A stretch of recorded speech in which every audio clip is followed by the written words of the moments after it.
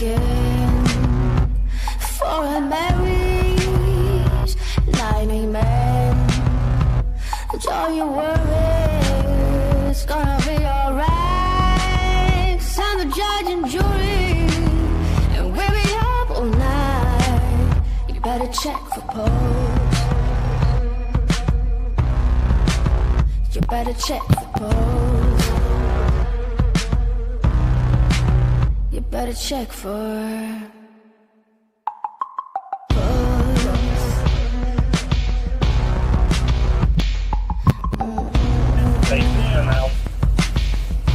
They are dead on that. all the bad things love can bring. All in the blind spot that we don't see. Wipe the dirt. It was earlier tonight. I don't. 13, she went to 13th birthday party. She was happy that we were all together. She wanted to walk the rest of the way.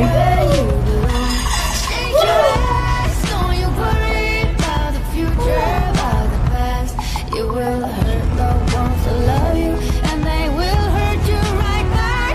Sing along, sing along. Our love is a heart attack. You better check the pulse.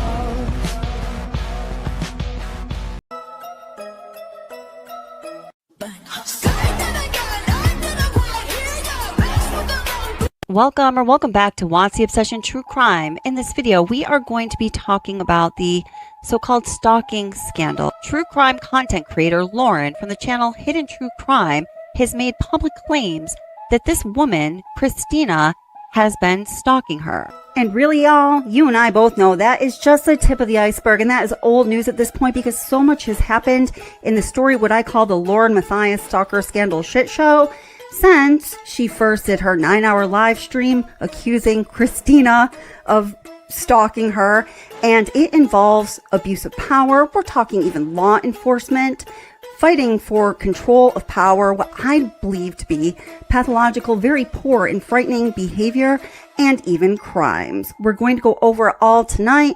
Thank you so much for joining. Can't wait to hear what you have to say about the Lauren Matthias Stalker Scandal shit show. Let's get into it. You freaky dog. I don't need to analyze every word that comes out is a lie. Make it look like you're so ice. You won't make it to the finish line. Nope. Talking about big cash, that's the minimum. I'm done with this trash. Talk to be critical. Show me your mental state before we get physical. Pour some water in your cup, let it drip, drip, drip. Now look straight into my eyes, then you sip, sip, sip. It's about time that you shine. Take off that lead so that we can have some fun. I see it when you walk my way. Nice big bed, come and play with me. Freak it out, got a whole lot of love from my dad. I see it when you walk my way. Nice big bed, come and play with me.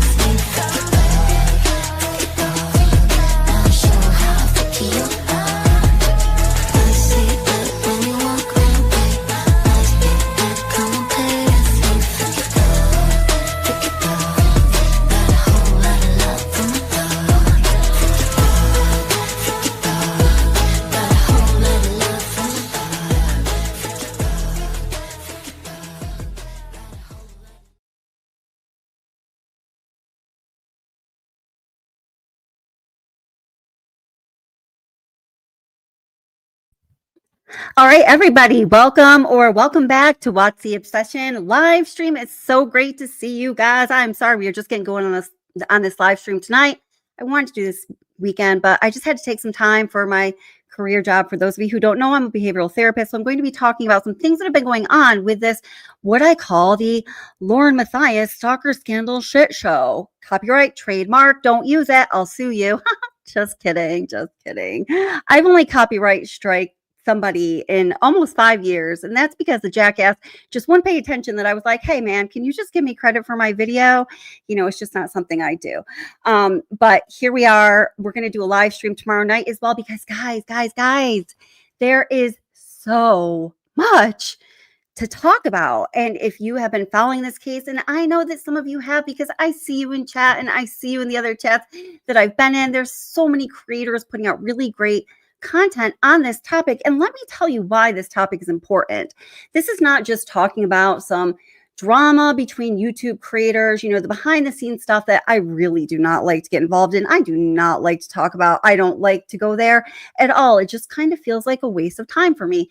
Yeah, of course there's drama behind the scenes, but you know, if like I'm living it, I don't need to talk about it. I don't need to expose you guys to it. Let's talk about something substantive, right? But in this Lauren Matthias Stalker scandal shit show, trademark, copyright, TM, reserved in a little circle, there are a lot of issues that are very important, including abuse of powers, both on a systemic level or an official level, like literal abuse of powers by law enforcement. And we're going to talk about that. Also, abuse of power in the interpersonal sense of the word. So, you know, that's what bullying is, guys. So I'm a behavioral therapist. I work with teens. We are well aware of what bullying is where I work. There's a lot of laws around it. There are a lot of organizations that uphold a person's right to not be bullied. Bullying has to do with an unequitable balance of power and somebody using their power when they are in a more powerful, advantageous position to harm the weaker party. In fact, you know what? We're going to pull up that definition because it's really important here, guys. Welcome to everybody coming in. Everybody who's here, please let us know where you're watching from. I'm so glad you guys are here. I miss you. If I haven't met you, I'm psyched to meet you. Thank you for being here tonight. Okay, so bullying is the repeated intentional use of aggression to cause harm to someone, characterized by a real or perceived power imbalance between the bully and the victim. Of course, bullying can be physical, verbal, social, online, and can have a lasting harmful effect on both the person being bullied and the person who is bullying. So the really important part that I want to hit home here is it is an intentional use of aggression to cause harm to somebody, characterized by a real or perceived imbalance of power between the bully and the victim. So at this point, I need to point out that all of the people, the parties, the individuals that Lauren Matthias from Hidden True Crime has had beef with, when we are looking at Lauren Matthias as being the creator of Hidden True Crime, which has been one of the top foremost true crime podcasts and YouTube channels over the past several years. You know, every time I'm looking at the charts, who's on the top 10 of the, you know, the podcast charts for true crime, who is in the top 10 of those Google searches. I look up the trending Google searches and YouTube searches all the time because I have to for my YouTube channel. You know, I know what content you want by what you guys watch. And when I can't make it all, I have to know what content you guys watch by hopefully talking to you. But when that's just not practical to talk to all of you, by looking at the statistics and the data that's out there, right? So I'm always looking at what are those trending searches on Google and YouTube. And Hidden True Crime has been in the top 10 almost without failure for the past 3 years. So when you're looking at that dynamic, you know, I've always been like, awesome, good for them, man. They've found great success. That's wonderful. More power to them. Hope they're happy. That's amazing. I like other people to be successful, you know, but when you're looking at Lauren Matthias of Hidden True Crime versus Kresha of Difficult Research, right? Kresha, who is the daughter of Kay Woodcock, who is the grandmother, the biological grandmother of little JJ, who was murdered by his mom and dirtbag Chad, right? So JJ was the biological son of Kay's son, Kresha's brother, right? So he very responsibly knew that he wasn't in a place to take care of the child. So his uncle Charles was like, hey, you know what? I really want a kid. I'm going to adopt your baby. Let's do that. That's amazing. Right. And that's how that all happened. So she's a direct, closely related victim.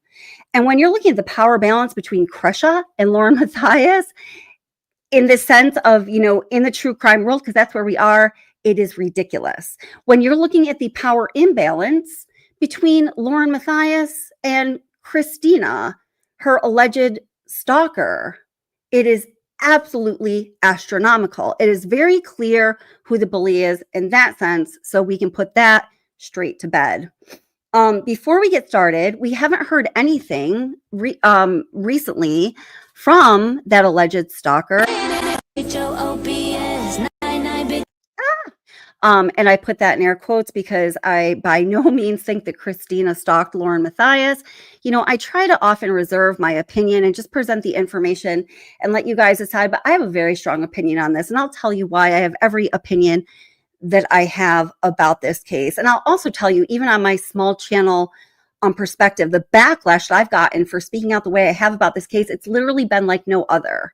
Not the Watts case, not the Idaho case, both of which I've gotten physical threats, death threats. I've had to get law enforcement involved. I've had to get legal things involved for legitimate reasons. The things that have happened or have been directed towards me personally for talking about this have been absolutely off the charts. And I have a theory of why that is and where it's all coming from, because I don't think that anything I'm saying is so hooray cray. So this person, you know, Christina, who was the alleged stalker, hadn't put out any material on her TikTok channel in quite a while. So her TikTok channel, if you don't know, is called Objection Your Honor. I also do have a video on my YouTube channel that had all of the content that she had put up until she went silent, you know, just a few weeks ago, a month ago. So not including the one I'm about to show you now. So all the old stuff that Lauren Matthias would have been referring to when she filed her civil lawsuit injunction paperwork. Thanks to OLAP, I can hardly say that without laughing anymore, right? But I'm really happy for Christina that she put out something recently because I know she has a lot to say. I'm just waiting to hear how she's going to say it. Is she going to file a lawsuit? Is she going to come out and speak her whole truth? She is doing that in little bits and pieces here and there. And I do have to just give credit to a couple channels I'm going to refer to today. One channel she has decided to put trust in is called Hella Excited Utterance. This is a channel I was not familiar with before, you know, this whole whatever we call this went down, but I am now. She does great work. I've gotten to know get to know a few channel creators I didn't know. And if I haven't gotten to know them, I've gotten to know of them, and I'm happy to pass it along to you. So Hella Excited Utterance, more power to you. We're going to be looking at some things that Christina has given her to present to us that Christina has entrusted her with. So that's like a really great resource. Also, we love our J for Justice. Every day with J for Justice has been doing really great during the day, daily coverage of everything going on with this. If you are not watching her, I would definitely recommend to check her out. She's amazing. Jay and I go way back to the Watts days, the old Watts days. And I'm also going to be looking at some material from Plunder. And it's not because Plunder has been covering the Lauren Matthias stalker scandal shit show, because she has not. But I want to take you deep into some of the things that have been going on that are very troubling and explain why they are so troubling. And that's where Plunder comes in. But first, let's take a look at this most recent TikTok from Christina Mack that came out just 2 days ago. Let's see.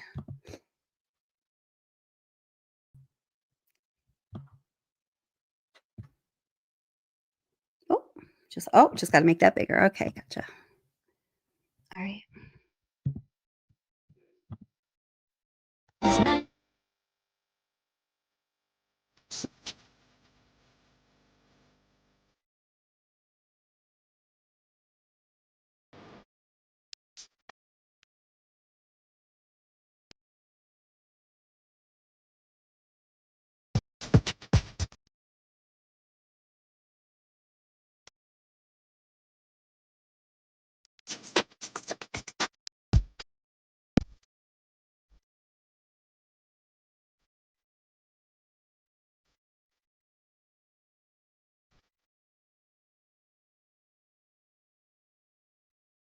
I'm sorry. I think I have to have her video docked for it to show up on the screen. Let me start it again.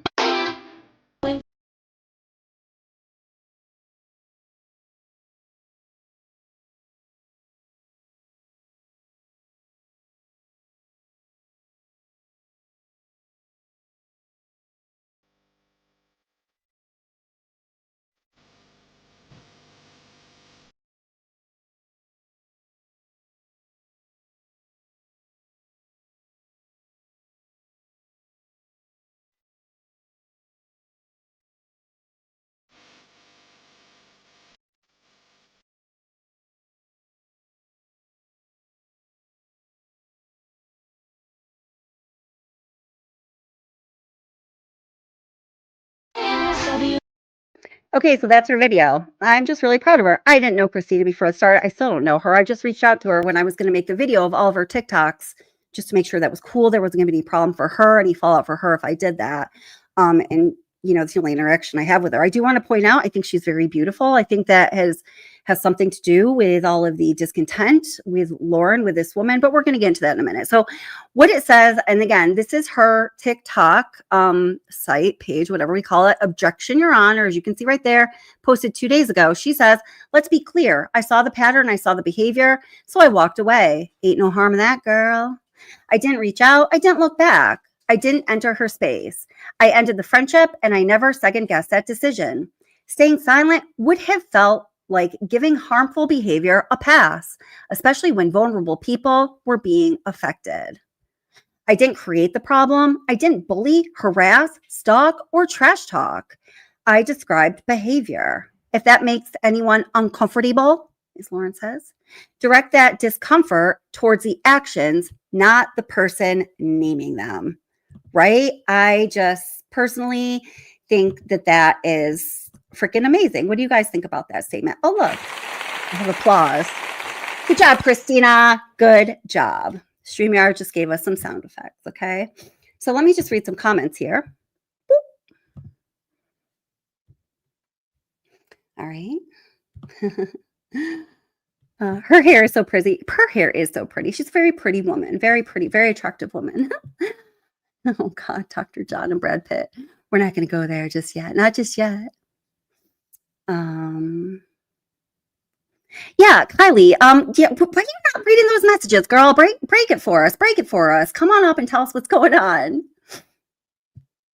You said, I really liked Megan too, and that's why I'm so bummed to see her falling for Lauren. It just seems like she's falling right into some trap she's worked so hard to get out of with the Mormon stuff. Okay, and we'll circle back to that. If you don't know what Kylie is talking about, and hey, Kylie, so great to see you. We're going to get you all caught up, I promise. And Kylie says, I think a lot of this is residual aftermath from Lauren's rigid and hyper-religious upbringing. And you know what? It very may well be. And, I noticed something that she and some of the other people who were involved, who are Mormons, like her attorney. Oh my God. There's so much to talk about. The people who are affiliated with the Mormon religion use the word shunned all the time. They're very afraid of being shunned, right? And you're right, Kylie, that comes from their religious belief and their fear of being shunned and their desire to do what they need to do to make the people within their religion and their community happy so they can be uplifted and look to be a respected and prominent person in that community, because it's very important from what I understand in the Mormon religion. I'm not a Mormon.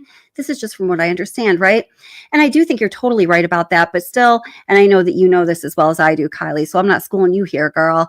It's no excuse, right? We all have our shit with us. We all have our baggage that we carry along with us in life. Whyever it is that she behaves the way that she does, it is harmful to other people. It is bullying. It is, in my opinion, criminal, allegedly, and we're going to talk about that. It is, in my opinion, pathological behavior, allegedly, and we're going to talk about that too, and it's simply not okay.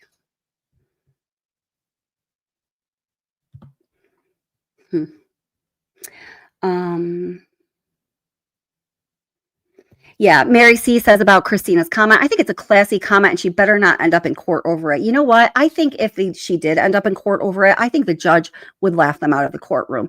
Similar to how the judge responded when they showed up for that September 22nd hearing, when Lauren showed up with her attorneys and Christina with her attorney, reasonable one, and some witnesses. And, the judge had some things to say, including that this, a temporary stalking injunction or a temporary order of protection was never intended to infringe on another person's First Amendment rights.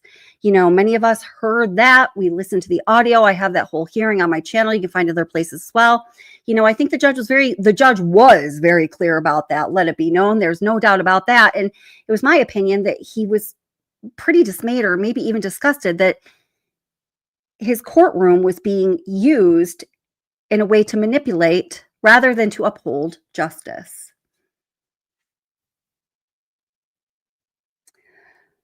Okay. All right. So, okay. I'm just going to move on to the next thing here. I'm going to get to your comments in just a little bit. Let's see. Be Real Tutu says Christina the Mormon, isn't she? I truly don't know. Thought I heard that on Difficult Research last night. I don't know. Does anybody know that for sure? I do not know that. Don't know the answer. It's good, decent question. Okay. So, all right. Let's bring in Exhibit A here. And I want to give you some background on some of the things that people have been talking about here, because I feel like some conversations I'm hearing us having, we just needed to have more background to ground the conversation. So that's one thing I'm trying to provide. So let's look at Exhibit A here. So, all right. Oh, this causes me like a reaction. All right. Hold on, let me make it bigger so I can read it. All right. This is an email from Detective Major Crimes from the Major Crimes Division in Aurora, Colorado, Bobby Olson. Okay. And before we even read this, I want to give you some context for who the fuck is Bobby Olson anyway. Do y'all know? Do you have any idea who Bobby Olson is? Let me tell you. Bobby Olson is, let me bring in Exhibit B here. All righty. Just going to do a little switcherooski. Give me a moment. Got to switch my props.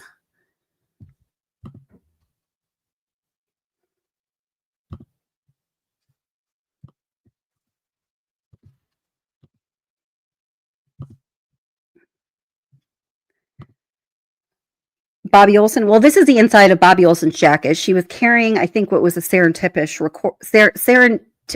I can't say that word. A secret recording device. Let's go with that. And again, this is from the channel Plunder.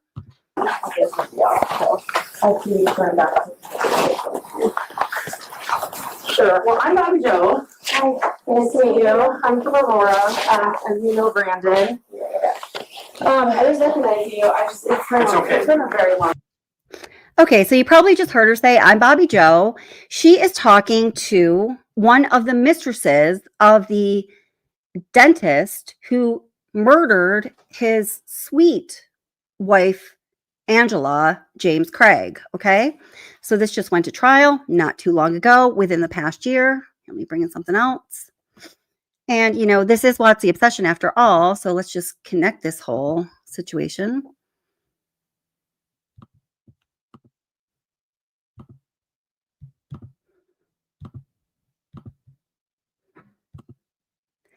And the mistress's name is, or the girlfriend, whatever she was. They met on Seeking Arrangements. Doesn't matter.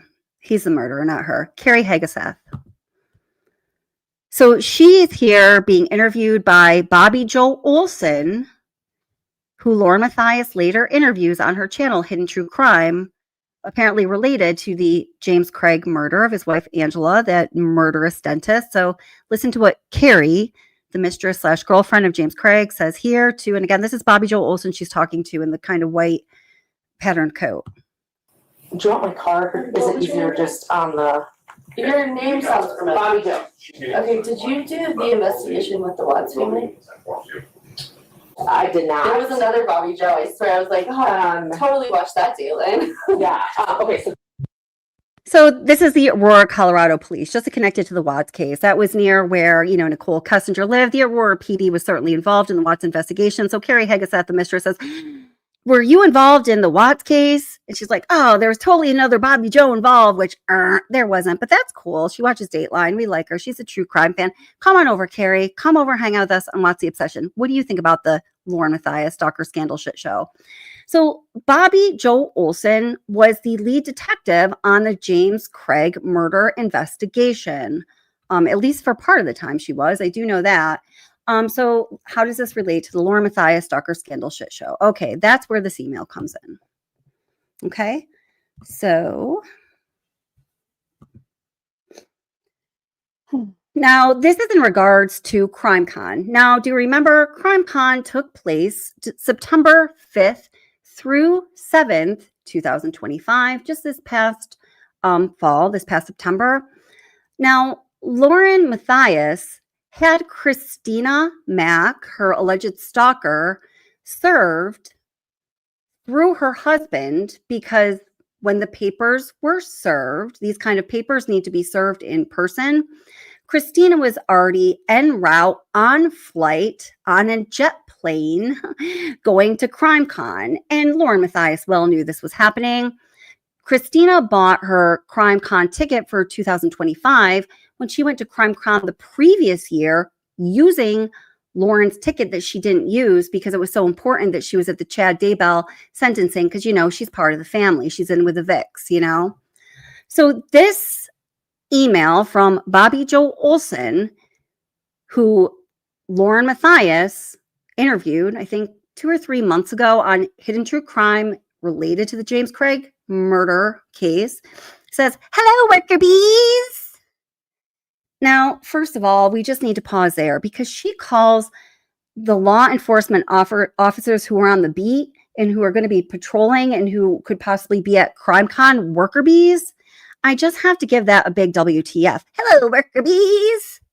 Do you guys think anything of that? I find that to be offensive, but whatever. A true crime podcast host, Lauren Matthias, and her producer, Grayson, will be attending CrimeCon September 5th through 7th and staying at the Gaylord Hotel. Lauren has been experiencing threats from a former fangirl, is how she has characterized Christina to law enforcement and others, who has also stalked her repeatedly at court appearances and events like CrimeCon. Now, that's just false. Now, whether Bobby Joe got that wrong or Lauren Matthias told her false information to make it sound like a situation that it was not, we do not know, but that is false.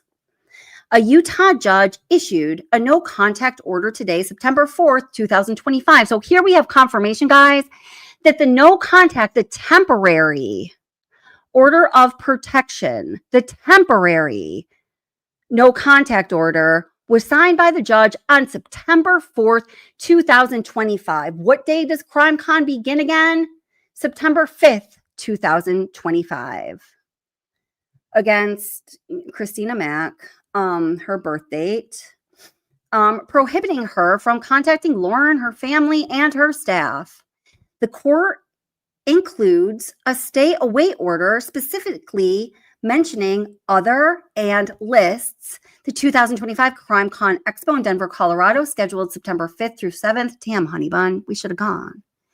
This order is a direct response to the potential risk at CrimeCon. Somebody spoke with a producer from another network and confirmed that Christina was attending. So everybody knows Christina's going to be there. Utah officers attempted to serve Christina this morning, but were informed by her husband that she had already left for her flight to Denver, that Lauren well knew she was going to be on because she didn't walk there. It would be fair to say Christina should have knowledge of the court order, but has not personally been served. I have attached the court order that Christina needs to be served with if she attends CrimeCon. So now Bobby Joe is stepping completely out of turn and out of position to tell her worker bees in the Aurora, Colorado Police Department, the guys out on the beat, Christina couldn't be served with this temporary injunction, this temporary order of protection that's kind of like, being indicted by a grand jury, the whole ham sandwich idea. In a lot of jurisdictions, judges, out of an abundance of caution and for the safety of the citizens, are going to sign these temporary orders. And then, it's almost like a continuance, but not really. It's just how long the wheels of justice take. Then they're going to have their day in court where everybody can say their piece and decide whether it's going to be term or permanent or not. Okay. I did look up the statistics on that. Far more times than not, a temporary injunction does not become permanent. Far more times in every state of the union. Okay. Excuse me, where am I? Okay. Utah officers attempted to serve Christina this morning, but were informed by her husband that she had already left for her flight for Denver. It should be fair to say Christina should have knowledge of the court order, but has not personally been served. I have attached the court order that Christina needs to be served with if she attends CrimeCon. Per the order, Christina is not allowed to attend CrimeCon. Lauren informed me she would have a printed copy with her in case an officer did not have one. Going through her social media pages, I would classify Christina as an agitator. I wonder why that is, Bobby Joe. Why? Why the fuck would you consider an agitator? Because you've been pre-fed all of this inaccurate information by a crazy woman? She has posted several videos documenting her interactions with law enforcement. I think there was one that was maybe in 2 or 3 parts when she was trying to understand why what the fuck was going on. I have attached photos of Christina below, some of her social media pages, and names of some of her acquaintances. Lauren will be walking around the ballroom and speaking during various times throughout the conference. Currently, Lauren and Grayson will be involved in the following scheduled events.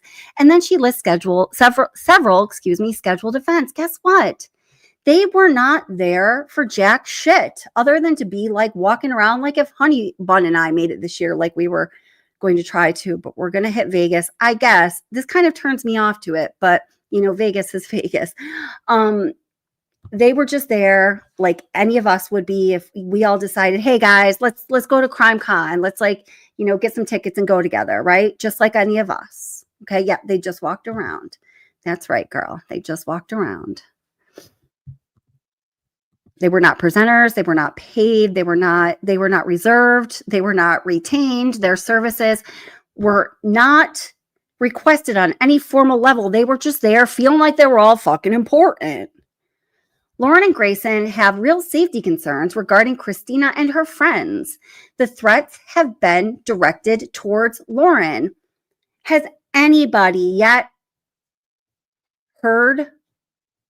seen any evidence of an actual legitimate threat towards Lauren? I'm going to give you a little hint on that. If you haven't been following this as closely, some people, no, there's literally none. I mean, you couldn't make it up. If you were like the most creative artist in the world, you could not sculpt that from whatever materials you have. It just has not happened. Lauren and Grayson are huge supporters of law enforcement. This is so fucking inappropriate. During your travels while working off duty in the Gaylord this weekend, can you please take note of Christina and serve her with a court order if she attempts to gain entry? Lauren and Grayson would also appreciate it if you could attend their known appearances noted above if time allows you to. Yeah, I'd like you to attend their known appearances, worker bees, because there aren't any. And maybe you're going to see what a fraud these women are. Below are Lauren and Grayson's cell phone numbers. If a safety concern arises, please reach out to them. List their numbers. Thank you all. And let me know if you have any questions. Bobby Olson, Detective Major Crimes Homicide Unit. And I ain't got nothing better to do, apparently. Guys, this should be enraging. Are you guys enraged about this? Right? Sky says, Bobby Joe, you are now an LOL scout. Did I say that right? Do I not know what that is? But I get what you're saying. Yeah, by a crazy woman. Whoops, allegedly. Oh, yeah. Laura Taylor, welcome. She got to flex her power at CrimeCon, not to have her served in Utah. What fun would that be? Exactly. And this is where we speak directly to bullying. No doubt it's going on. Remember, I read you the definition of bullying earlier. Bullying is repeated, intentional use of aggression to cause harm to someone, characterized by a real or perceived power imbalance between the bully and the victim. In every interaction Matthias has with these people that she's claiming have harmed her in these criminal ways, there is a balance of power, yes, but it makes her necessarily the bully and not the victim. I'm starting to see her and John as being two really pathetic people who have never wanted anything more in their lives than to be the fucking victim. It's just super bizarre, but let's just keep digging through this and look at exactly why that is. Oh, so weird, man. So now, last night, Turtle Boy had Kresha on his show, which I was so happy about. I'm so glad that she's getting a platform. She so deserves it. I've been watching Crushes material on difficult research. I really like her. You can tell she's a good person. She's a deep thinker. I just really like her, guys. And if you haven't checked out her channel yet, I would highly recommend it. I do think you're going to like her as well. But, Turtle Boy is Turtle Boy. Does he have his eyebrows on or not? I don't think so. But let's hear what he has to say about Bobby Joe Olson.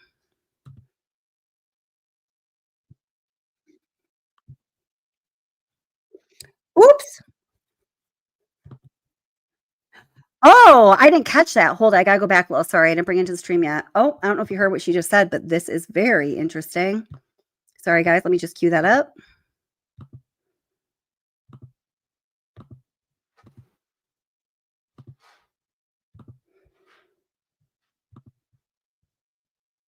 They suck our dicks. They tell us how awesome we are. Oh, there it is, right there. We need to find out if she donated to their campaigns or you know what I mean. I'm just she gets extra protection because she supports law enforcement.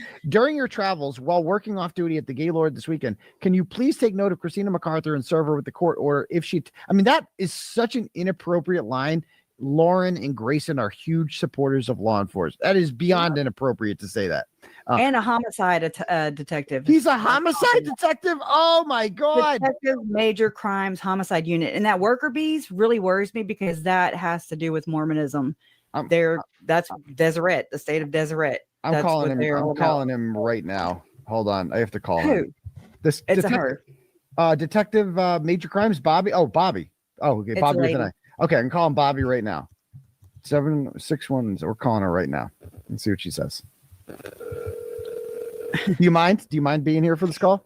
Bring it on. Let's do it.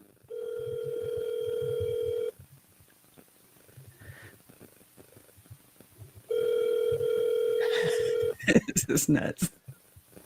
Oh, she answers. I wonder if this is a cell phone. Maybe she's watching. Hi, you have reached Detective Olson with your work. We Department Major Crimes, Homicide Unit. Oh, major crimes. On my desk, so please leave your major name, number, and a case number if it applies, and I will get back to you upon my return. Thank you. Record your message at the tone. When you are finished, hang up or press pound for more options. Hi, this is for Detective Bobby with an I. This is Aiden Carney from Turtle Boy Daily News calling. I understand that you are the lead detective for Major Crimes Homicide Unit in the city of Aurora, Colorado. And I understand a major crime that was committed in your vicinity was that a woman who makes TikToks went to a crime convention that she paid for.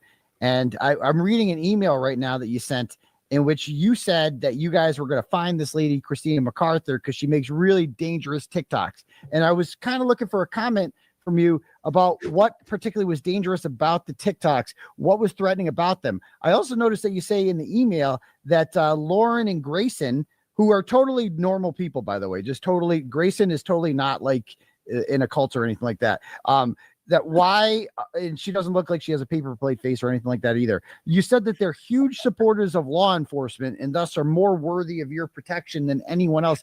What did you think it was appropriate to say that? Do you give this sort of protection to people who are, huge supporters of law enforcement, or just people in general? Like, do you treat everybody the same, or does your protection of them based on how much they support law enforcement? And how exactly does she support law enforcement? What does she do specifically that makes her a supporter of law enforcement? So I'm just kind of wondering, and now that she's been exposed, that you might have seen my YouTube presentations and other people's, she is a complete fraud. And so your city police department has been completely embarrassed about this. And we're actually live to tape right now.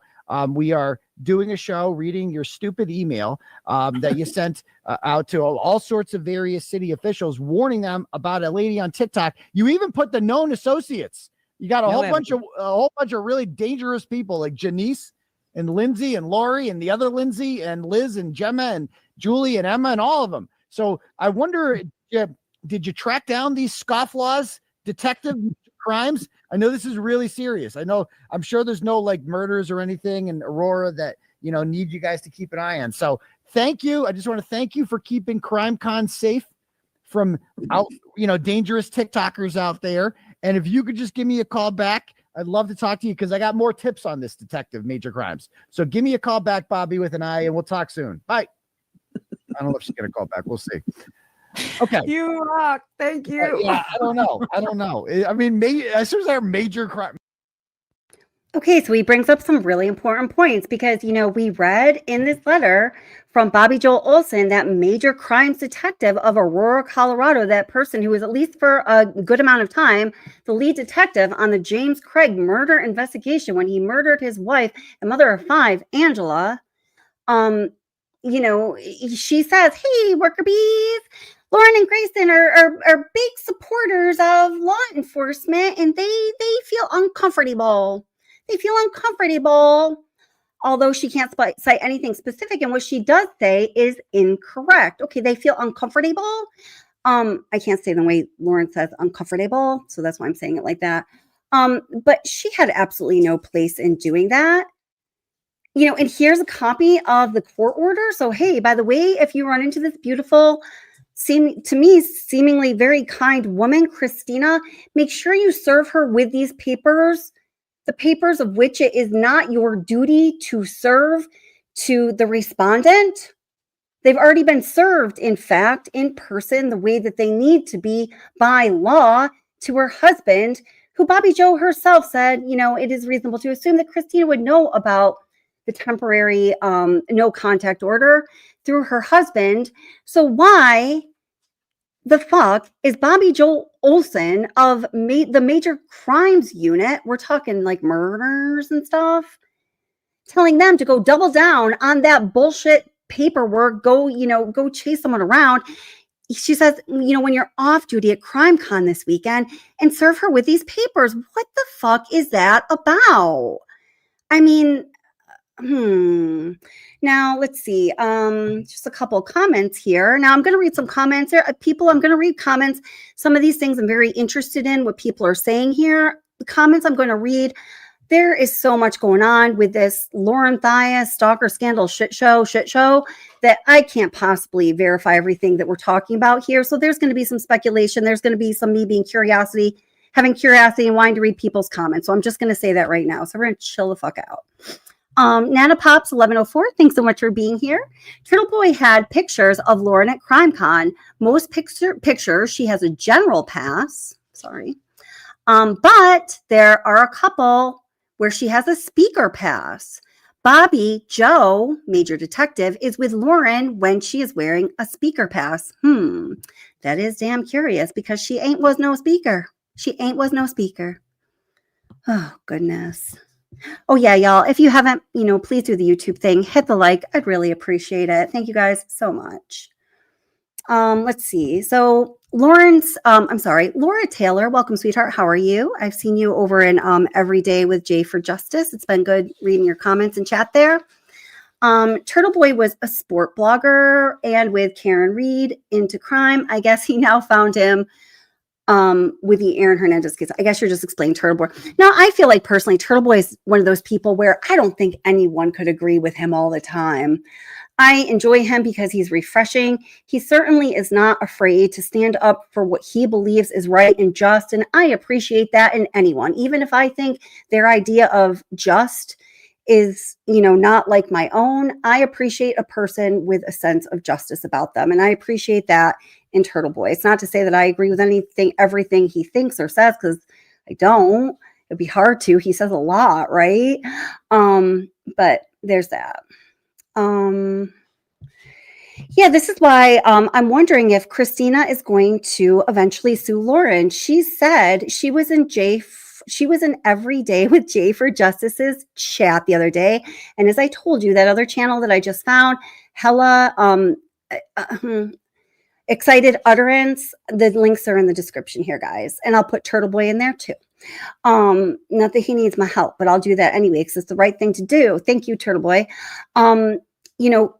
Christina has been in personal contact with the creator, Hella Excited Utterance, entrusted her with some information, and that has all been that's all been verified. It's very clear in the way it's been presented. Also, Christina's been in chat.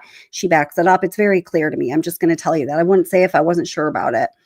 And anyway, she said that she spent $2,000 just on, tickets, like tickets there. I think that there was like a general ticket, then a VIP ticket. It ended up being about $2,000. Then, of course, there was hotel, there's room and board, there's travel, and certainly there's a fuckload of punitive damages here that she could sue for in a civil court of law, don't you think? My God. Let's see. Now, Carolina. Hey, how are you doing? Carolina asked a question I want to respond to. Oh, no, I'm sorry. Well, hi, Carolina, and also hi, Calissa. So Calissa says, Kelly, what do you think about Bobby Joe saying Christina wasn't allowed to be there and using law enforcement to force her out when the temporary order, didn't specify she couldn't be there? That's right. That's a really good point, because what Bobby Joe said in that Worker Bees email that we just all read together was that Christina is not allowed at CrimeCon. That is by no means what the judge said in that temporary injunction. He said within 500 feet, right? That's what the order said. And then even when the officers at CrimeCon approached Christina and were talking to her, they said, yeah, you can be at the hotel. You can be at the hotel. You just can't be, well, hey, let's look at the order here, within 500 feet of Lauren. And I'm not even sure. I'd have to read the order again. It's been a while since I read it. It's like a little confusing to me why Grayson is always just piggybacked on everything. And Grayson, who's afraid they're going to get murdered. But Lauren or Grayson, everything is Grayson too. Give me just a sec. I got to plug my computer in here. Okay, done. I didn't know how hard that was going to be. I had to reach far. So I think it's an abuse of power. I think it's unacceptable. I think anytime somebody in a position of power, especially an official position of power, especially somebody who is like a major crimes detective, who is given, who is given respect within her organization, is made lead on really critical, important cases. I mean, any murder case is critical and important, of course, right? But to abuse your power in any way, I think, is a true disgrace. You have enough power and you are entrusted by the public to use the power that you have to protect and serve. That's why she's in the position that she's in. So to go ahead and just, scribble out her own rules, expand the parameters, close them in, tighten up the reins on Christina, because Grayson and Lauren are big supporters of law enforcement. Like, what the fuck is that about? That cannot be okay on any level, guys. And I'm not meaning to be all like kumbaya here or whatever, but it simply cannot be acceptable, because when we start to accept that as being okay on even the smallest level, of course, there's many steps in between, but eventually we're, leading up to surrendering power and authority over us as people to those who we never officially designated to have power and authority. And that is a very fucking slippery slope. And I am not going down that slide. I am not. And you don't want to either. Not okay. Who do these people think they are?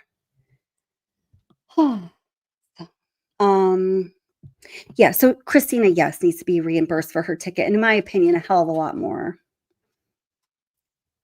Oh God, here, I'm going to pull up a couple things. Let me continue to play a little bit of Turtle Boy, because he's got something to say. Major crimes. This is homicide. That's so, and it carries a lot of weight behind that word, right? Apparently, if you're doing that about a so-called stalker, then that is like, whoa. Yeah. I mean, to me, it adds to the problem. I know. So, she also sent here a couple. They got this video of when they were in the bar together. So they went like wherever. She tried to stay away. When she went to CrimeCon, she's like, okay, you can't go to CrimeCon, but you can stay in the hotel, they said. So she went to some bar in the hotel, and everywhere she went, Lauren True Crime would show up, coincidentally, just to eject her, just because she could. Okay. Yep. And she needed to form this whole plot. Yes, to form this whole plot. So Here's a video from that when they walk in. I think this is what it's. So she was smart enough to wear the glasses that have like the whatchamacallits on it. The Meta glasses. Yeah, I'm aware of just a little bit of what's going. Okay, so this is the material I was going to present you differently without Turtle Boy taking us through, but since he's already done this, I'm just going to keep playing this because this was actually the next on my docket here. On, yeah, but enough I'm letting you know that they're coming down here. But I was here first. That doesn't matter. But they told me that. Oh, sorry. Go ahead. Okay. You are the restrained party. Okay, but question. I'm not. I'm just. Hold on. Sure. I understand. want to educate you. Thank you. Yeah. No, I'm gonna listen. I'm gonna listen for sure. Like I just got. Hold on. Can I breathe for a sec? Hold on. Right. And I know you travel out here and stuff like that, and this probably wasn't what you were expecting. So I'm trying to be reasonable, professional, polite. So she. I don't even know how to phrase what I'm thinking, so I guess I need a second. Now, this is upsetting and this is not petty stuff. Do you want to, make plans to go somewhere, for a weekend or however long with your family, with your friends, something you're looking forward to, whether it's personal or professional, that you're willing to spend a lot of money on, that you're willing to spend your time on? If you have kids, you're going to arrange for somebody to watch your kids. You're living your life the way you want to live, whatever the fuck it is you're doing. I don't care if you're going to a swingers convention, crime con, or to freaking, like Mormon Bible studies. Okay. This is what you want to do. You're going to spend time with the people you want to spend time with, doing what you want to do with your time and your fucking money. And to have cops show up and tell you you can't be there because some allegedly crazy fucking person is afraid you're going to spill some beans on, some nasty ass things they said about some people way back when, yesterday, probably along that whole timeline, that are going to, throw a monkey wrench in their plans to continue to dominate the true crime podcasting world. Do you want to be greeted by some police officers telling you you can't be there because cuckoo is, wants to get ahead of what you might say publicly about their bad behavior? This is not okay. So maybe here for the past 2 hours doesn't matter if she wants to come down here. Because you're the restrained party in the state. What's crazy about this is that apparently Lauren True Crime was aware that this girl's down there. So she tells the cops, get her out of there first. It's like, or you could just not go near where she is.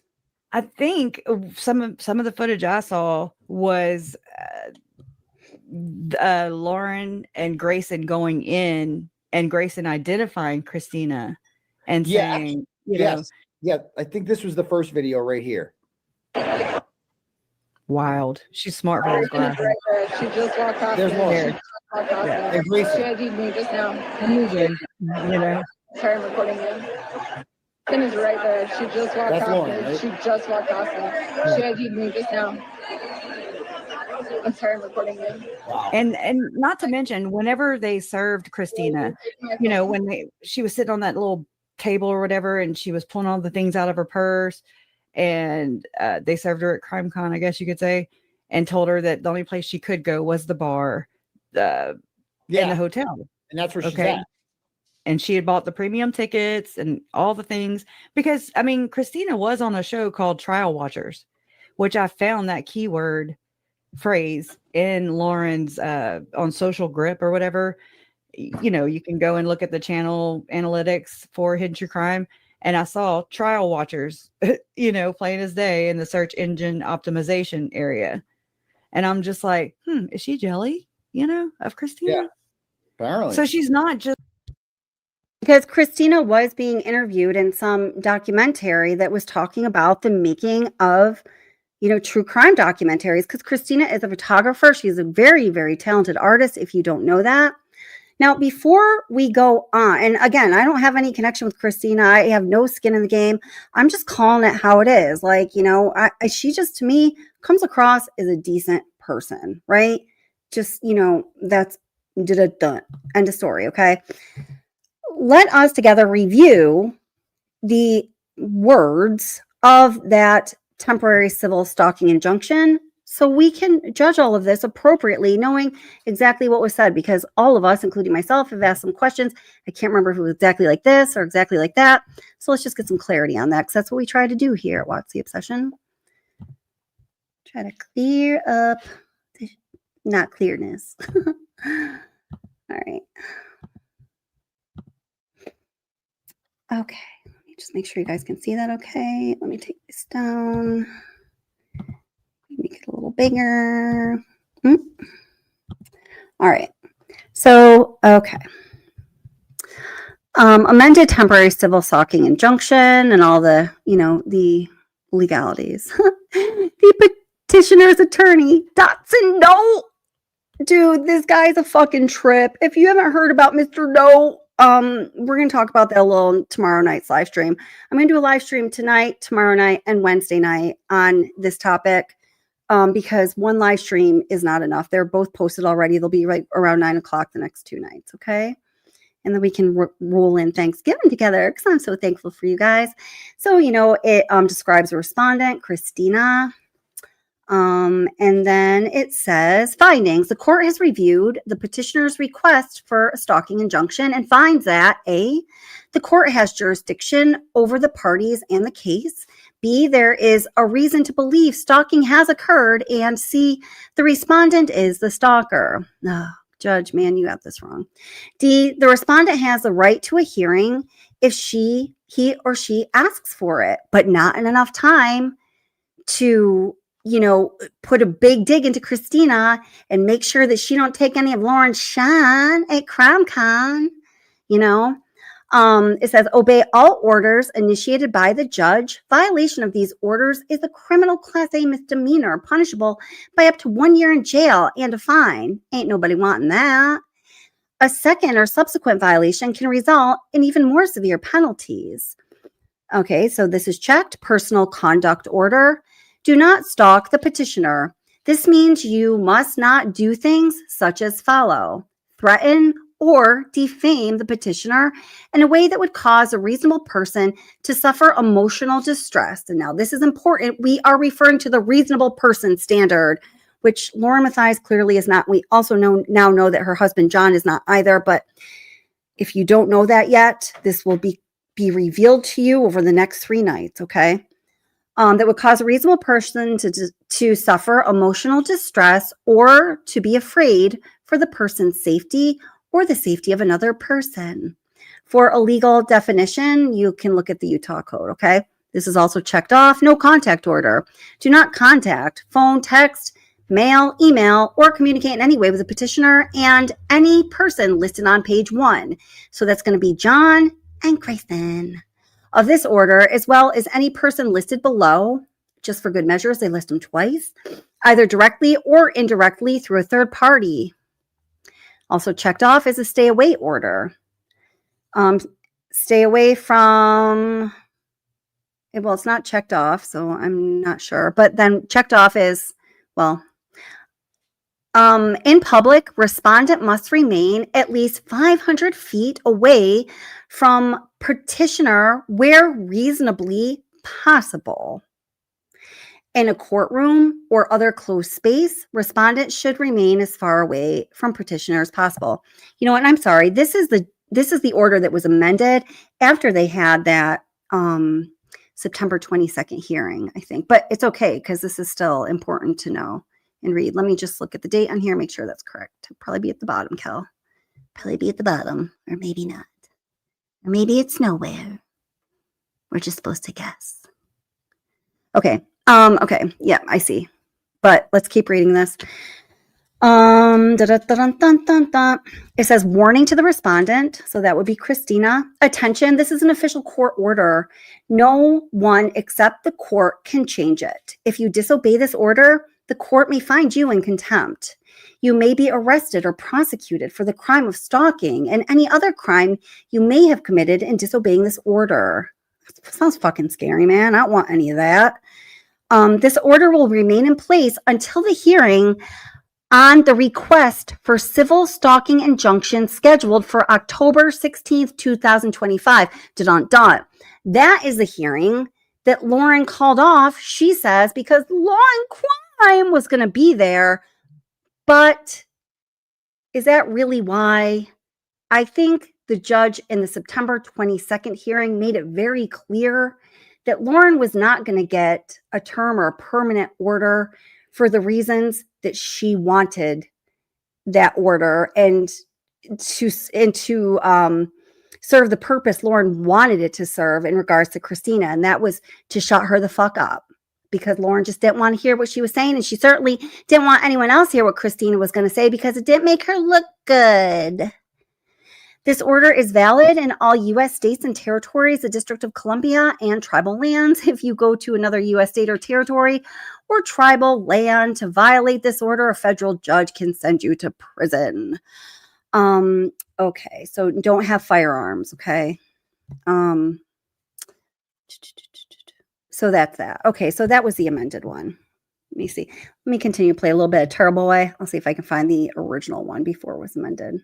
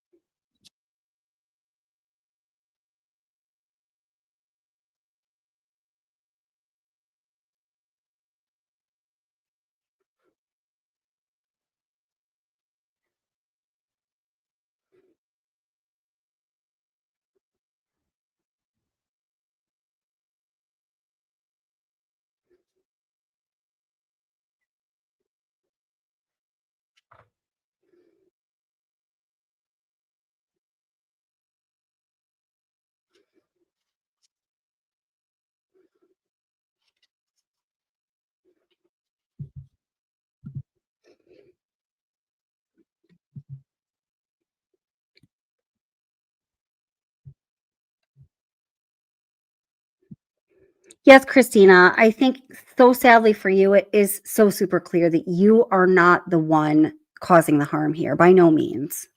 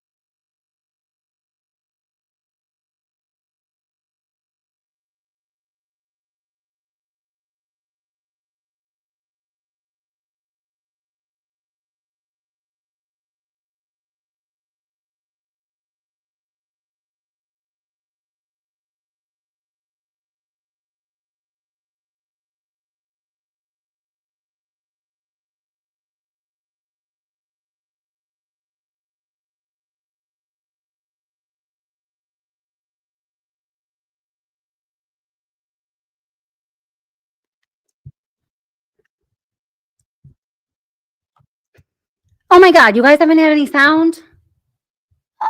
I'm so sorry, guys. I'm so sorry. Oh my God, I didn't bring it to the stream. I am so damn sorry. I am so sorry, guys. I am so sorry. Oh, bad host. I'm really sorry about that. I was just going to work getting these documents dug up for you, and I just forgot to bring that into the stream. I'm so sorry, my friends. Okay, well, I can't get that time back. So let's move on. That's fine anyhow. So I just want to, and I want to keep this grounded in what's going on legally here. Let me just make sure y'all can hear me now, right? You got me? We're communicating. You can hear me now, right? You got me? Hear me? Let me just make sure I have verification. Tell me you can hear me now. Let's see. Okay, good. Thank you. Hey, McJ, sweetheart. How are you doing? I'm so sorry about that, guys. All right. So, moving on from the mistakes that I make. Let me zip forward. Well,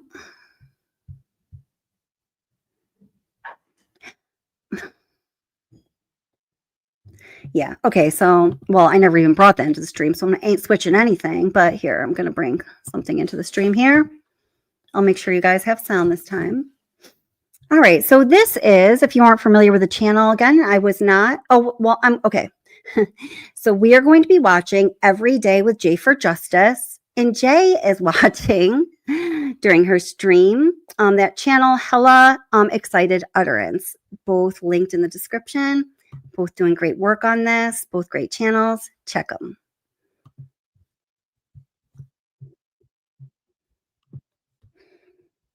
Let me just make sure I'm bringing this in correctly. All right, remove that, add to stage, whoop, remove, bitch. Right. Here we go.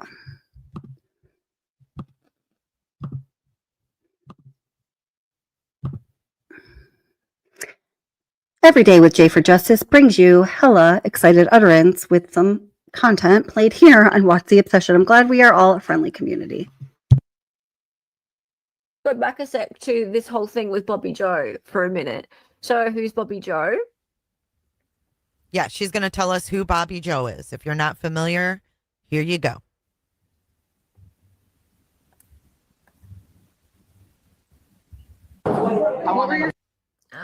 Oh, she's even got video. Yeah. I'm sorry, guys. I'm just feeling paranoid now. You do have sound, correct? Okay, you do. Very good. All right. I'm watching that chat. I'm watching that chat like a hawk.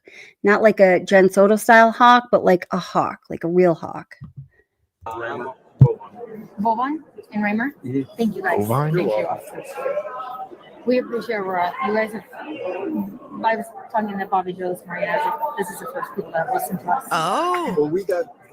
Oh, remember we caught that. Bobby Joe. She did. Okay, so what she's saying is here, Grayson is like, oh, yeah, we just talked to Bobby Joe. So Bobby Joe is the major crimes detective of the Aurora Police Department, who was, for at least a time, the head detective on the James Craig murder investigation of his wife and mother of 5 or 6 children. I'm so sorry, I don't remember. Mother, very important mother, obviously.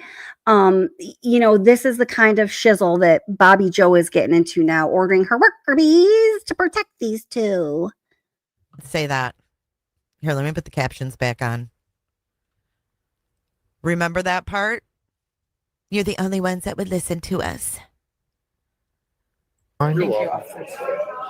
We appreciate Aurora. You guys have, I was talking to Bobby Joe this morning.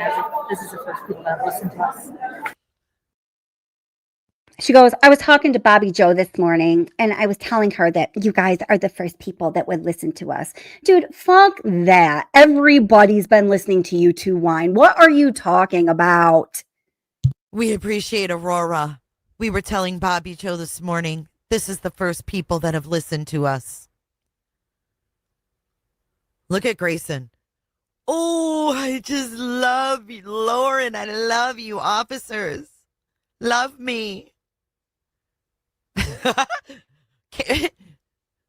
Caption that look on her face. Caption that look on her face in chat.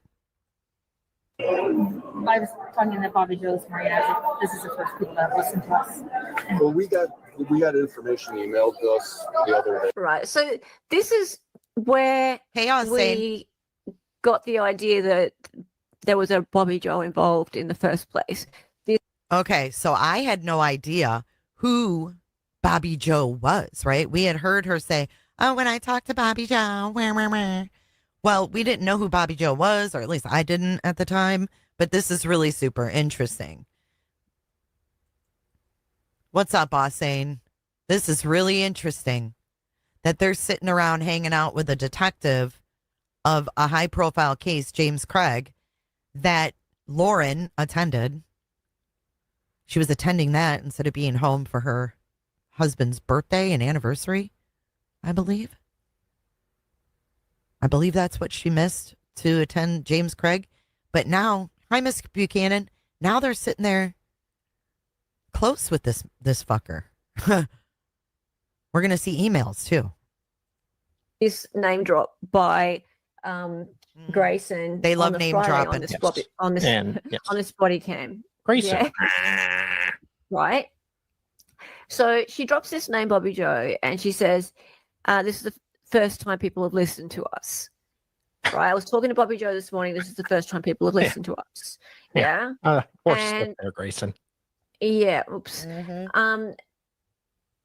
And Whoopsie then daisies. just the other day, we showed you guys this. Crime, and it's just a crime. tiny little snippet. Oh, so she interviewed Bobby Joe. Oh, we're going to have to watch that. Lauren actually interviewed this detective. Oh my goodness. It's true. Interview today with two women I greatly admire. We have Detective Bobby Joe Olson and Detective Molly Harris. They were lead detectives, investigators on. Okay, so they were lead detectives. So we have Nancy Joe and Bobby Joe that Lauren's getting close with. Okay, thank you, CH, for that timeline. September 1st, Bobby Joe interview. Bobby Joe email to officers September the 4th. How fucking unprofessional and sneaky. And this is what we already went over, guys.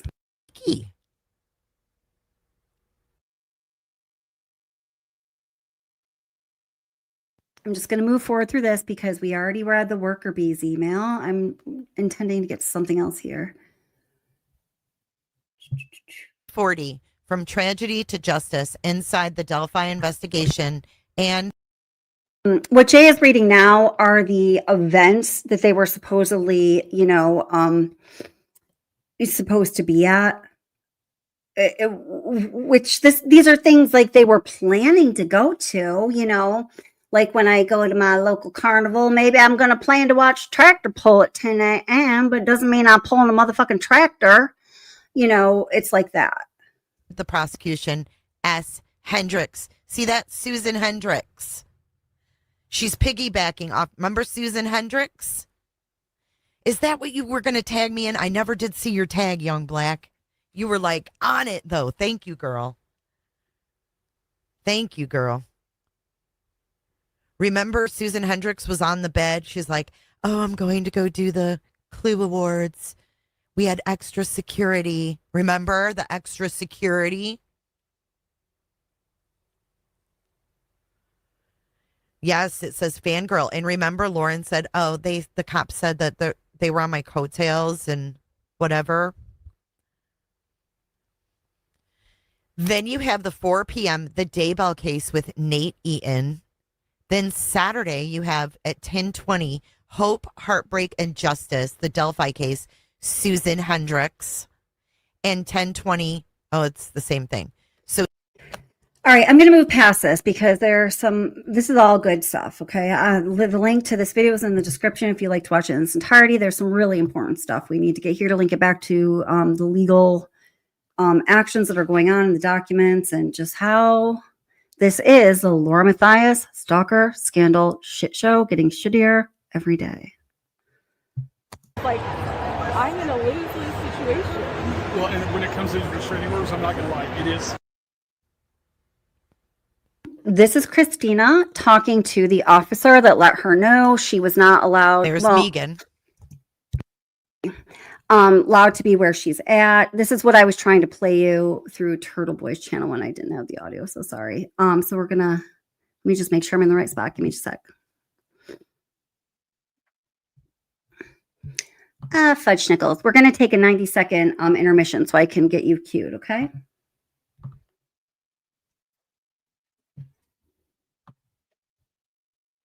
So I can get myself cued. So I can get us cued.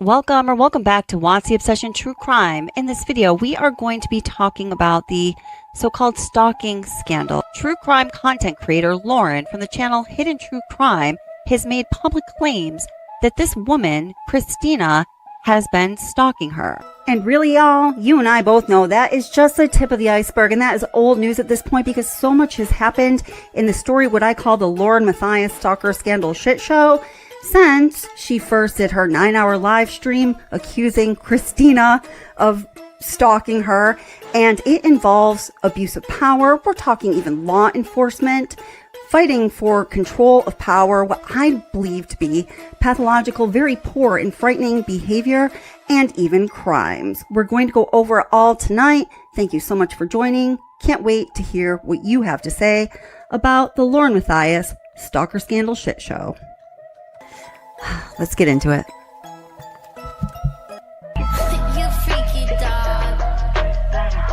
I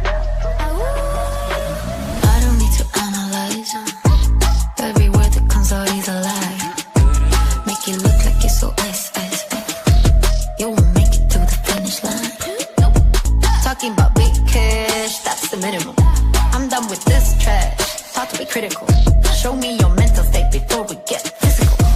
Pour some water in your cup, let it drip, drip, drip. Now look straight into my eyes, then you sip, sip, sip. It's about time that you shine. Take off that lead so that we can have some fun. I see red when you walk my way. Nice big bed, come and play with me. Pick it up, got a whole lot of love from my dad. I see red when you walk my way. Nice big bed, come and play with me. Pick it up, now show how freaky you are. I see red when you walk my way. Nice big bed, come and play with me. Pick it up, got a whole lot of love from my dad. Got a whole lot of love from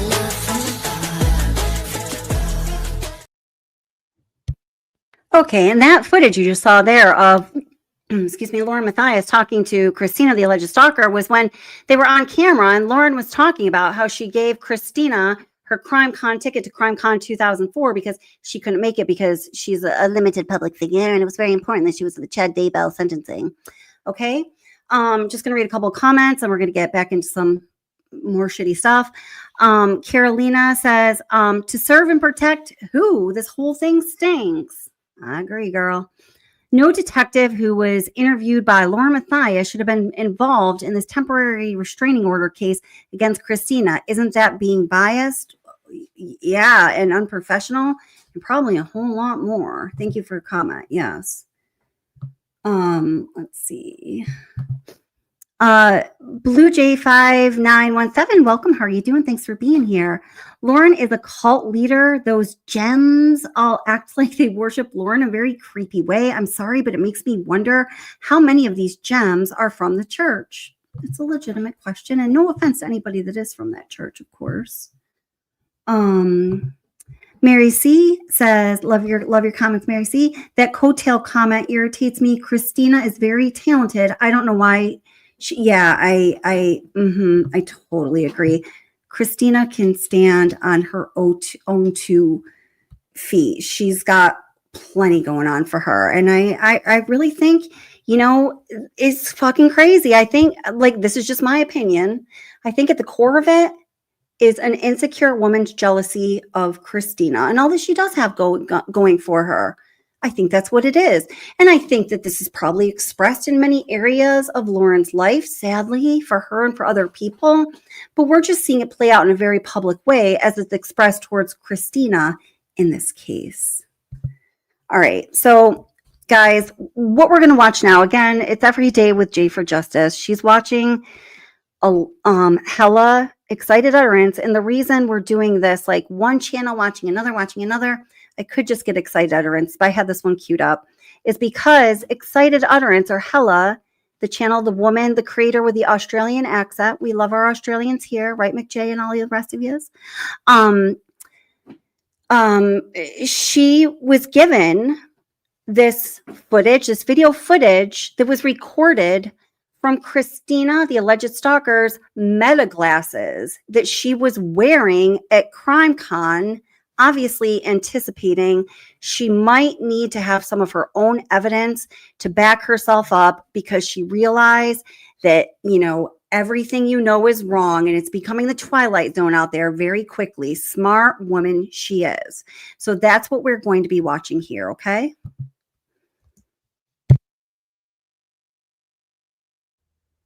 Kresha here, Megan is, remember she said she was videoing and he was getting the stills? So this is a creator, Megan, and then what is it, like Joe Schmo or someone, these two true crime creators here.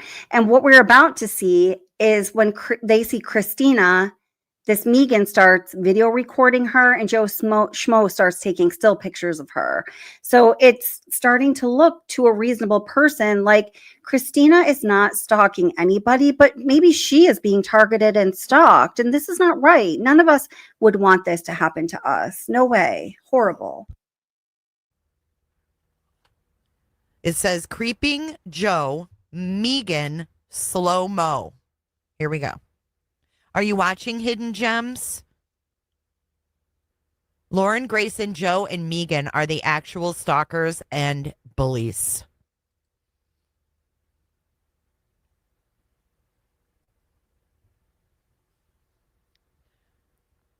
There's Megan.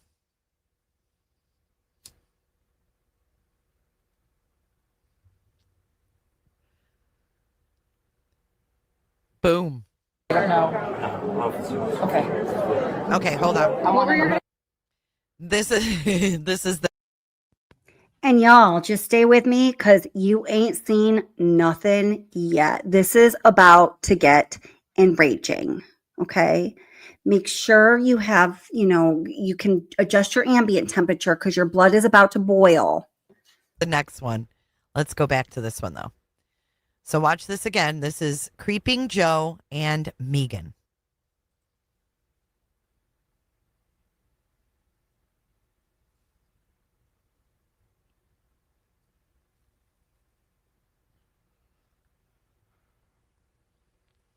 This is wild.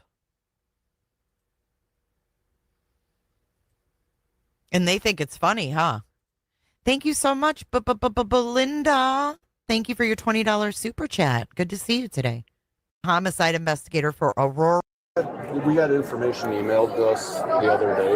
Yeah. So we kind of already had a heads up of what was going on. Yeah. She's going to follow me there.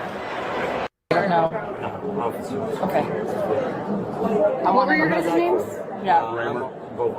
Vovan and Raymer? Mm-hmm. Thank you guys. Thank you, officers. We appreciate Aurora. You guys have... I was talking to Bobby Joe this morning. I was like, this is the first people that have listened. Yeah, I was talking to Bobby Joe, the major crimes detective who's pulling all the strings with her worker bees for these two. Cuff, you remember when we first started talking about the Lauren Matthias Stalker scandal shit show, and I was kind of like feeling bad for Grayson. And listen, I still do see that dynamic where Grayson is 24 years old, Lauren Matthias is 45 years old, what John is fucking 62 or something. And what they are the damage that they are doing to this girl psychologically, while she is a grown-ass adult and she is voluntarily in it, I think it's inappropriate, it's wrong, it's disgusting, it's not good, it's a bad example. But this girl is really getting under my skin. Yeah, the more I watch. Well, we got.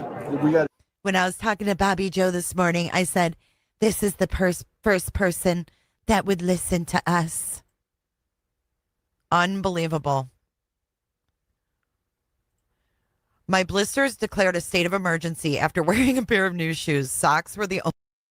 So now this is Christina, the alleged stalker. She was in Every Day with Jay for Justice's chat during this live stream. I was there live the other day watching it. Don't tell my boss. Hi, boss. I'm just kidding. I was watching on replay. So that's her commenting.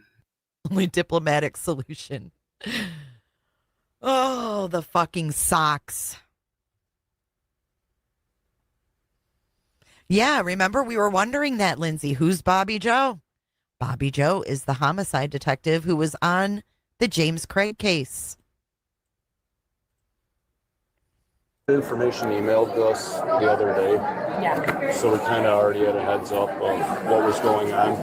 Yeah. She's going to follow me there. Okay, so now here's a new video. This one is officer number 2. Let me see if I can make this bigger. Okay. All right. This one is called officer number 2. Here we go. And by the way, welcome to everybody here in chat. If you're new, please say hello. Let us know where you're watching from. And, leave a comment here in chat. What do you think of all this, y'all? Everyone will follow me there. She'll follow me there.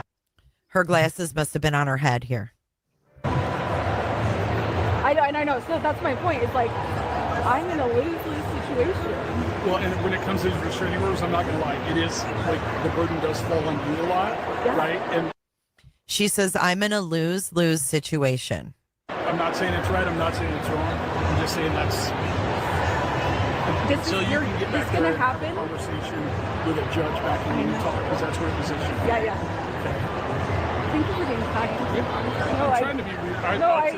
I already loved you guys. 24 years in law enforcement, there ain't no need to get worked up about. I already loved you guys before, you did the Jim Craig and Aurora. But the level of respect I have for how you handled this is thank you. I try to acknowledge that with.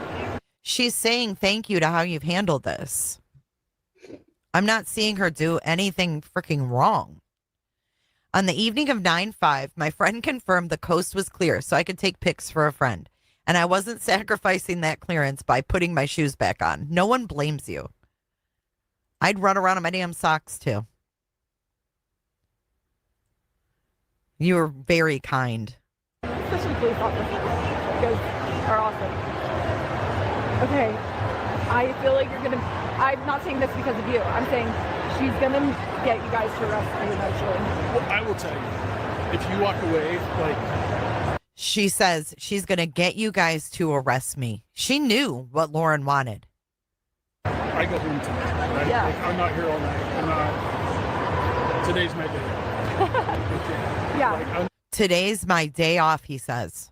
If I believe that you're going to be cooperative and things like that, Yeah, but so that's why I came. That's why I made sure, I came down. There's no one here. I'm here. And you're well within your rights. Yeah. But based on the way Colorado interprets those, and I haven't read it all. I'll be honest with you. I know it exists. If you want me to read it, I think I have a copy of it in an email or something. Yeah. No, I would. I mean, it's so clear that Christina was sabotaged. She was gotcha'd. She was fuck you'd. I mean, it's just so clear. This is mean girl stuff. It's bullying. And then some. And then a lot of some. Love that just because I know that she's going to have me arrested no matter what. Well, and I'm trying to avoid. Yeah. No, I know. So I want you to come out here and have a good time. I don't know the full story. There's no, and I no don't way need you to know the story. Right? Yeah. And so I know I don't want to see you get arrested. What happens if a person, what? That's important. He says, I don't know the full story. You know why you don't know the full story, sir? I think law enforcement, if it's a critical issue, they should know the full story, or at least as much of the story as they can grasp in that moment, depending on, responding to a critical matter. You don't know nothing about it because this is bullshit. Should not be a law enforcement or judicial matter whatsoever, except for due to all of the actions and behaviors of Laura Matthias. Christina now, in my opinion, is fully eligible to take action against her. And I'm not going to say what I was going to say, but we'll see what happens. What happens hypothetically if a person does get arrested and let's say hypothetically, I'm arrested. I've done nothing wrong, period. Well, you would have to have done something wrong to get arrested. No, I mean, no, but obviously we have this form, this paper, right? We have the paper in Utah. I looked it all up because I'm how the freak did this get? Yeah, there should be an investigation into that frickin' email. You think there's more? We want the original email that they got, right? How did Bobby Joe get the original information?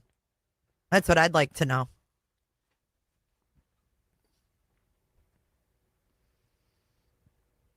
Approved, you don't have to prove anything to file for one. And I have accepted that I cannot go to CrimeCon, which is $2,000. I paid. I know. Damn. I'm not saying for, but I. $2,000, and she had to suck that up. Accepted that. Airfare, hotel. Exactly. I have I saw accepted tickets for like $400 for the cheap end of this. that, and I got the premium. Okay, so Like, yeah, so you get it. So, but I have accepted that is. She got premium tickets the year before. I agree with that, Snazzy.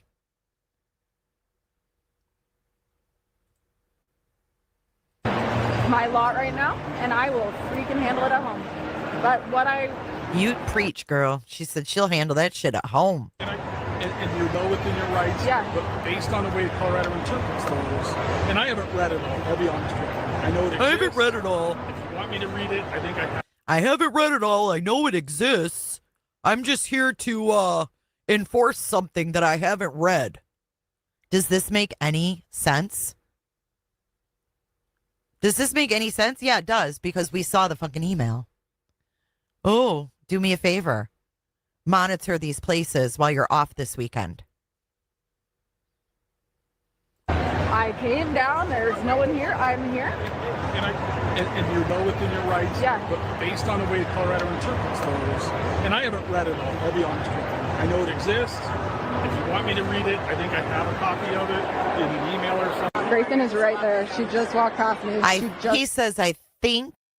Okay, now this is really important what's coming up, guys. But he just said right there, I haven't read it yet. I've got it in my email if you want me to read it. Again, if it was an issue of any importance that required law enforcement to give it any degree of seriousness, you better believe he would have fucking read it. It's in his email. Guys, this is hard. This really is truly hard for me to watch. I really feel for Christina. So she is here at CrimeCon. She had been sitting with her friends in this bar, this common area. You can see that the furniture is situated. So like a bunch of little living rooms or a bunch of little, areas for you and your peeps, whoever you're there with, to enjoy your time in the space, right? So, I'll just watch. And if you're not clear on what's happening, we'll go back over it, okay? I have a copy of it in an email or something. I agree with this, Linda. Listen, Linda, I agree. Internal Affairs should be investigating this incident. This is wrong. And then we've got Lauren saying that she had security fees. We've got Christina what's her name? Susan Hendricks saying, we had to get extra security. What is that all about? Is that covering up for the extra cops that were there? Oh, because the Delphi people were getting...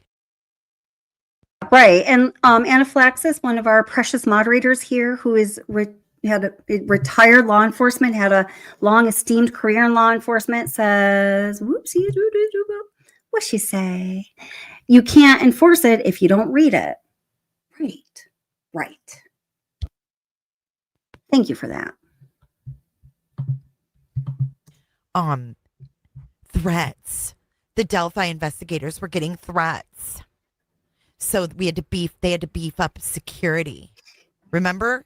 She said that in that damn short. It was an official government email Bobby used, and gotta say, sounds like Christina has a decent rapport with Aurora PD. I wonder if there is one law enforcement officer she knows that she could talk to.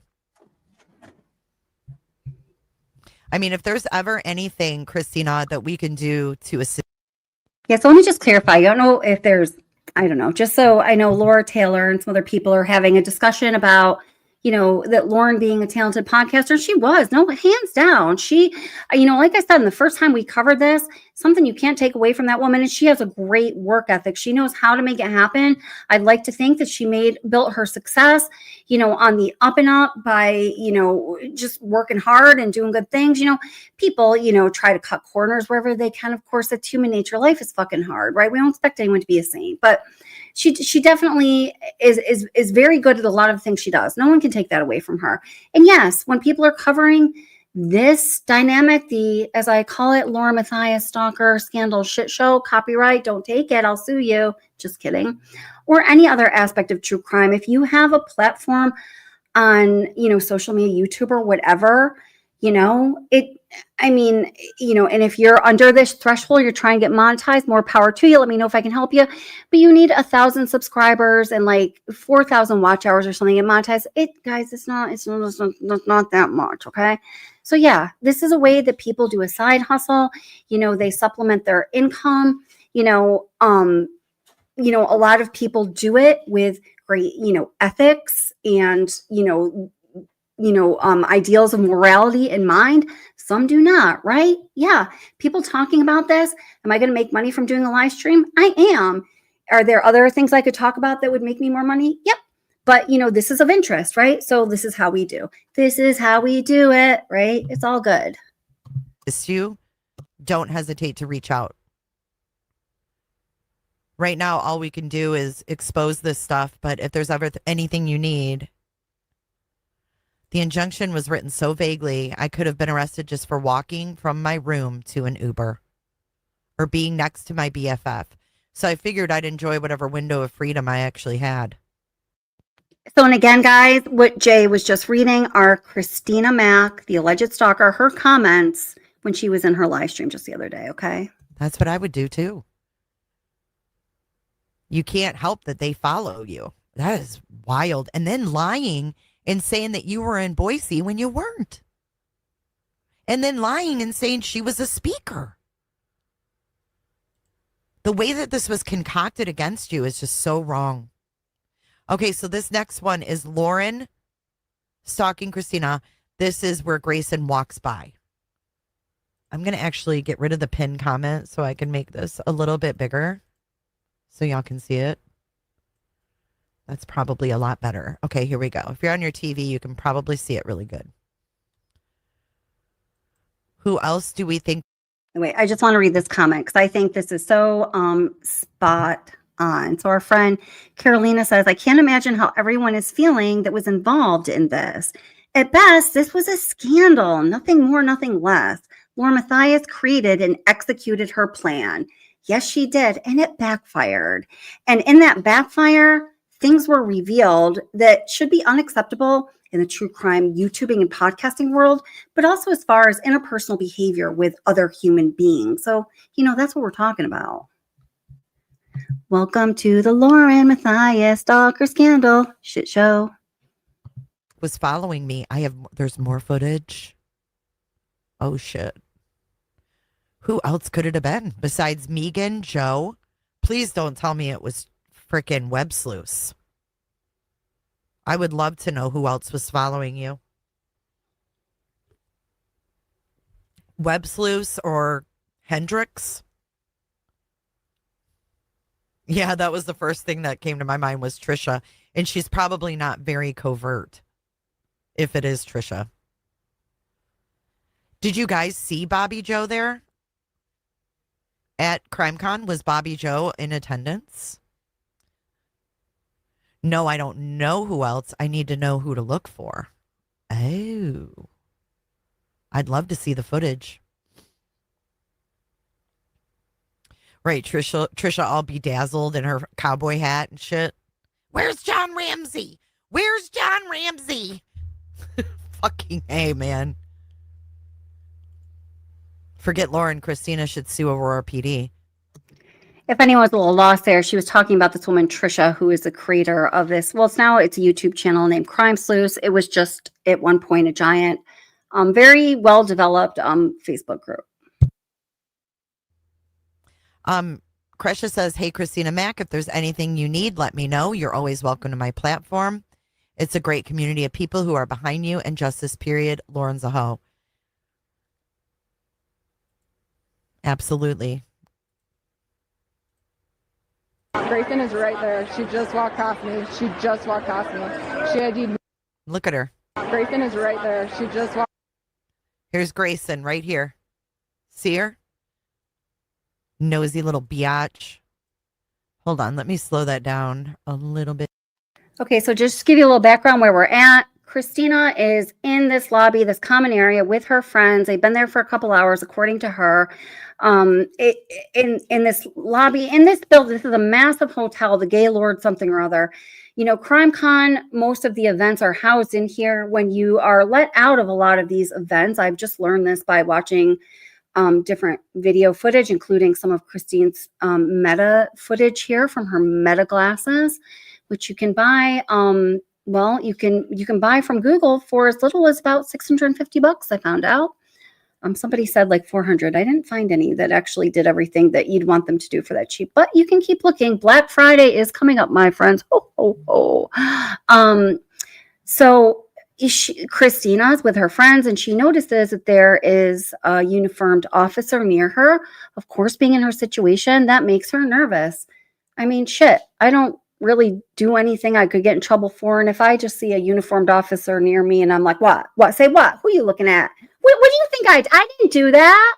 You know, sometimes people, you know, just, she noticed. And of course, in her heightened state of awareness, given the situation she's in, of course she's going to notice. So now she's like, oh shit's going down. So she's saying to her friends, oh, look at Grayson. There she is right there. She just ID'd me, meaning that she's verifying to the officer that, yes, that is Christina Mack. Okay. We're going to go half speed. Grayson is right there. She just walked past me. She just walked past me. There she is, right here. She ID'd me just now. Yep. Now, fortunately, Christina Mack, the alleged stalker, was actually in the chat to walk us through this next part, because what you're about to see right now is truly fucking disgusting. So, you know, hold on to your cookies tight.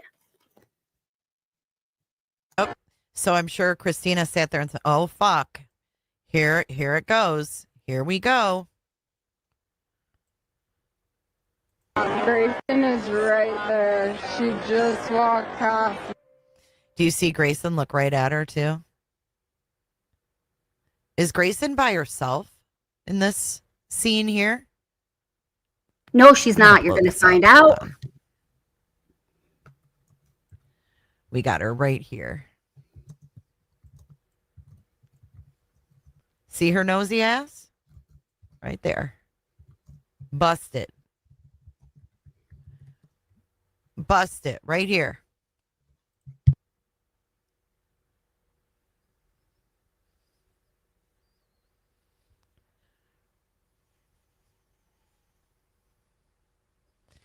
Ostrich wants to know, is this when law enforcement sent her in to see if Christina was in there?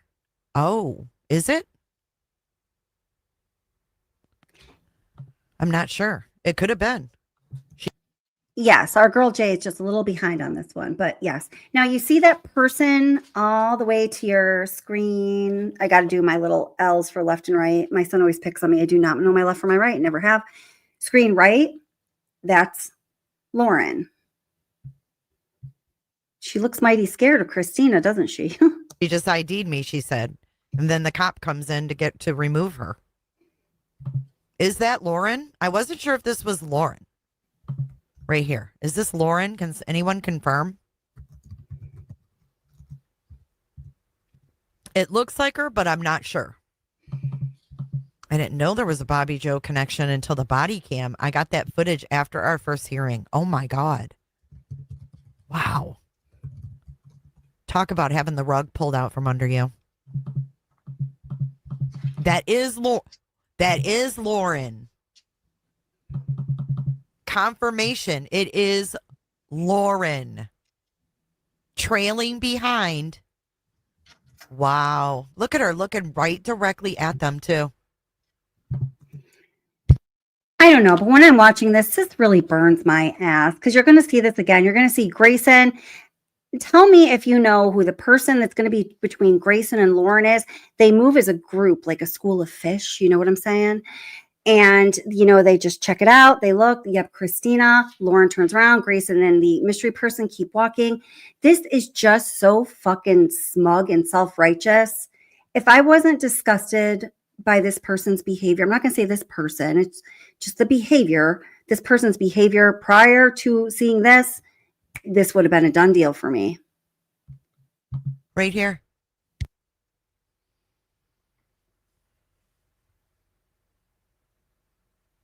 That is crazy. I'm being cyber stalked. Lauren and Grayson are the stalkers. It's right here on video, y'all. Ding, ding, ding, ding, ding, ding. Holy fuck. Grayson is right there. She just walked past me. She just walked past. And look at Lauren turns around. She ID'd me just now. Lauren walks the opposite direction. Who's stalking who? Why do they both have prairie dresses on? Who's talking who? So A weird. very fair Who's question. this at this person? point. Is this person with them in the middle here?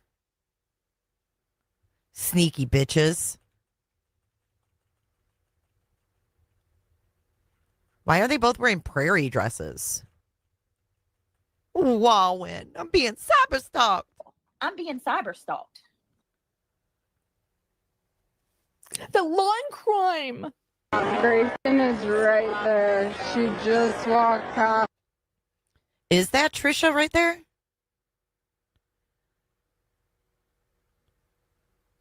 Kresha, this is crazy. Yeah, so Jay is asking, and I was asking too, the person right in the middle there, can you see my, I don't know, can you see my cursor circling? I'm not sure if you can. We can. Oh, her cursor's kind of pointing to her. She has like the darker hair. It looks like she got a side pony going on. She's coming out of like, she's like, let's get physical, physical. I want to get physical. My mom used to do this aerobics tape in that song. Just play it again and again and again and again. She's looking like she wants to get physical. Does anyone know who that is?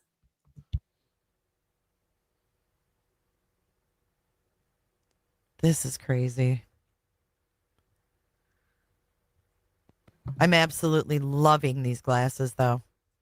So, let's see. NYLI, New York, Long Island. Is that what that stands for? 11, welcome. And this is footage from Christina, the alleged stalker's meta glasses. The glasses she was wearing at CrimeCon were meta glasses that could record what you're seeing. Yeah, it does. It keeps getting crazier, doesn't it? Yeah, I agree.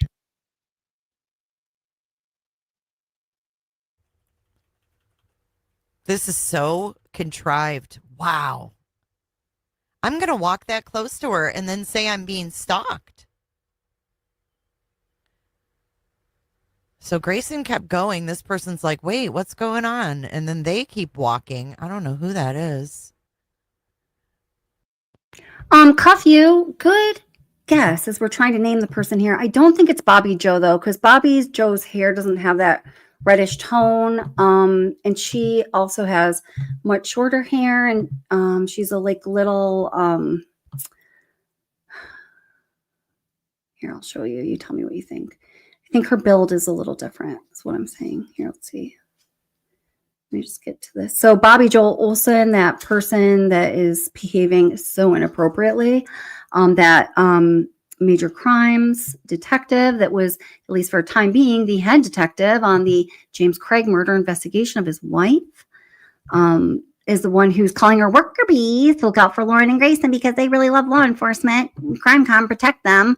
Going outside of the parameters of the temporary order of protection that was signed by the Utah judge, just making her own shit up as she goes along.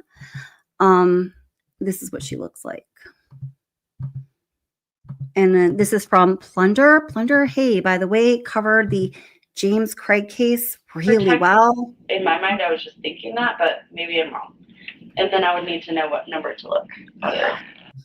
So the person all the way to your right that just adjusted her jacket, that is Bobby Joe. Okay, so yeah, I don't think it's her, but I mean, if I didn't have that comparison, I would have thought very possibly, yeah. All right.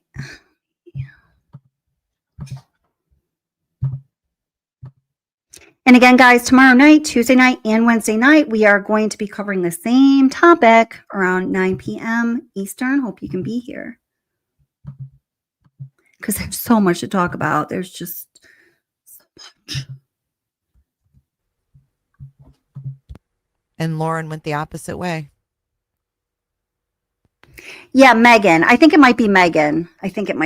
Doesn't she look scared? I thought so too, Andy. The look of fear and terror on her face, getting so close to her stalker, and then looking right at her stalker. Look at her.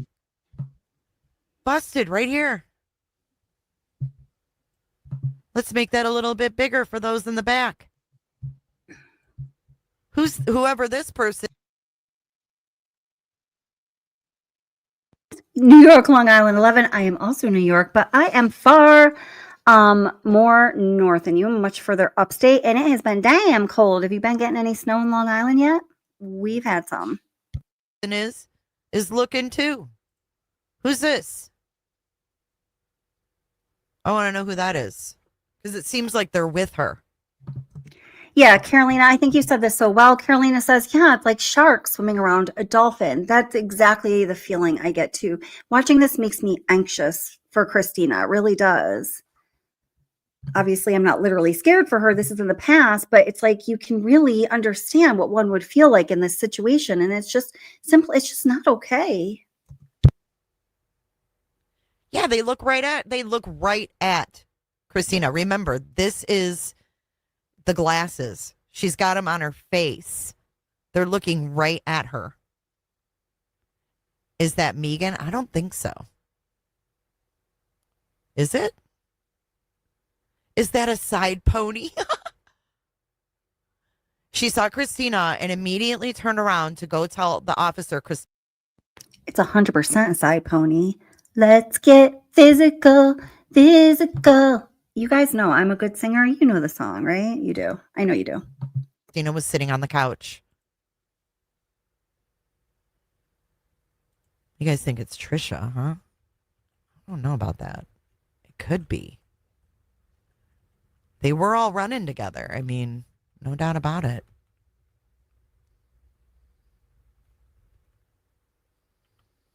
But what made Lauren suddenly look at her? Boom, right there. Boom. That's some scary shit. I think that Christina needs a TRO against this woman. They think they're so slick. I don't know who that is. I was surrounded, though. The uniformed cop was behind the fireplace behind me. And now again, what Jay is reading right here, this was Christina Mack, the alleged stalker, was in her live chat the other day. This was like 2 or 3 days ago. So she's reading what Christina is saying. So she's like, yeah, it's like the uniformed officer was right behind me. She's giving you more context for what she was seeing here. And I do think that woman is Megan. It looks like her to me. Good God. You think it is Megan? It's Megan. We'll see. They're all three clearly together. Oh, and they are. And I just also want to say that Calissa Katz, this is really what is it. Calissa says, it bothers me how much Grayson enjoys going after Christina. Yeah, that's where I was trying to be really, I am compassionate. I was exercising my typical compassion towards her. I was having, I was justifying kind of what we were seeing from her. And I still can do that due to the age discrepancy between Grayson and Lauren and John, and also the imbalance of powers they have. I think that's a whole different discussion, but it is the way that she so much enjoys going after Christina that just clearly gives her so much satisfaction that bothers me about her. Now I can officially say I am bothered by her like most everyone else. I mean, you can see just by their movements here. She's like, what are you doing, Lauren? Where are you going? I got my drink. I guess I'll follow Grayson because we're just going to get this girl arrested today. We want her to go to Aurora jail. Weirdos. Oh, hey, Crash. Yeah, I'm very close to Ithaca, and it is beautiful. That's really cool to know. Just straight weirdos, man. All right, we're going to put this back on normal speed. And then we'll see what comes up next. Grayson is right there. She just walked past me. She ID'd me just now. I'm sorry, I'm recording you. I guess that's all of them. Hold on.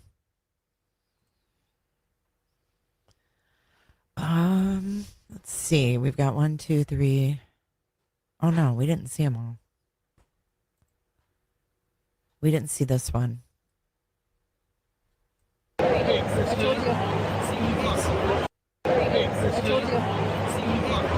Poor Christina in the leg shot. Yeah, they weren't working good last night when I was driving. Okay, here we go. This one's called Officer. Let me make it a little smaller. Hold on. Sorry, Christina. Hopefully Joe Schmo isn't watching. Creep that he is.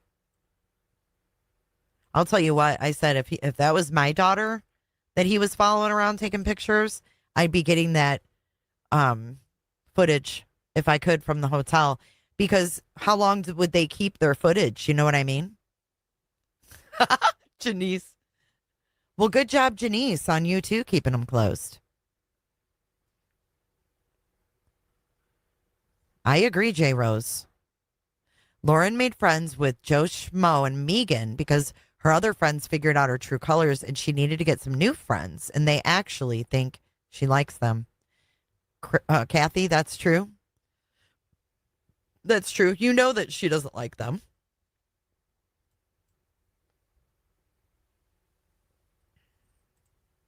Okay, here we go. Yeah. Can I, yep. So this is when the officer approaches her. Look they're just sitting there chilling, guys. They're just sitting here. Look see the little groups of furniture? Little setups where you can just chill? She's in her own little fucking realm. Who's this right here? Is this Cheryl McCollum? Who is this? I'm being nosy as fuck. I know she does have nice legs. She's beautiful. You're beautiful, Christina. And I think that's part of the problem here is Lauren is constantly injecting her face to look better and she only looks worse. She's got like this dysmorphia about, I think, her face. Ms. Woozy? Oh, could be.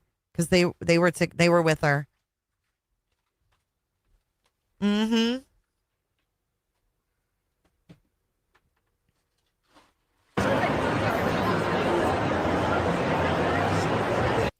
I really wanted to see what this place looked like, so I'm glad we have this. Let's slow her down.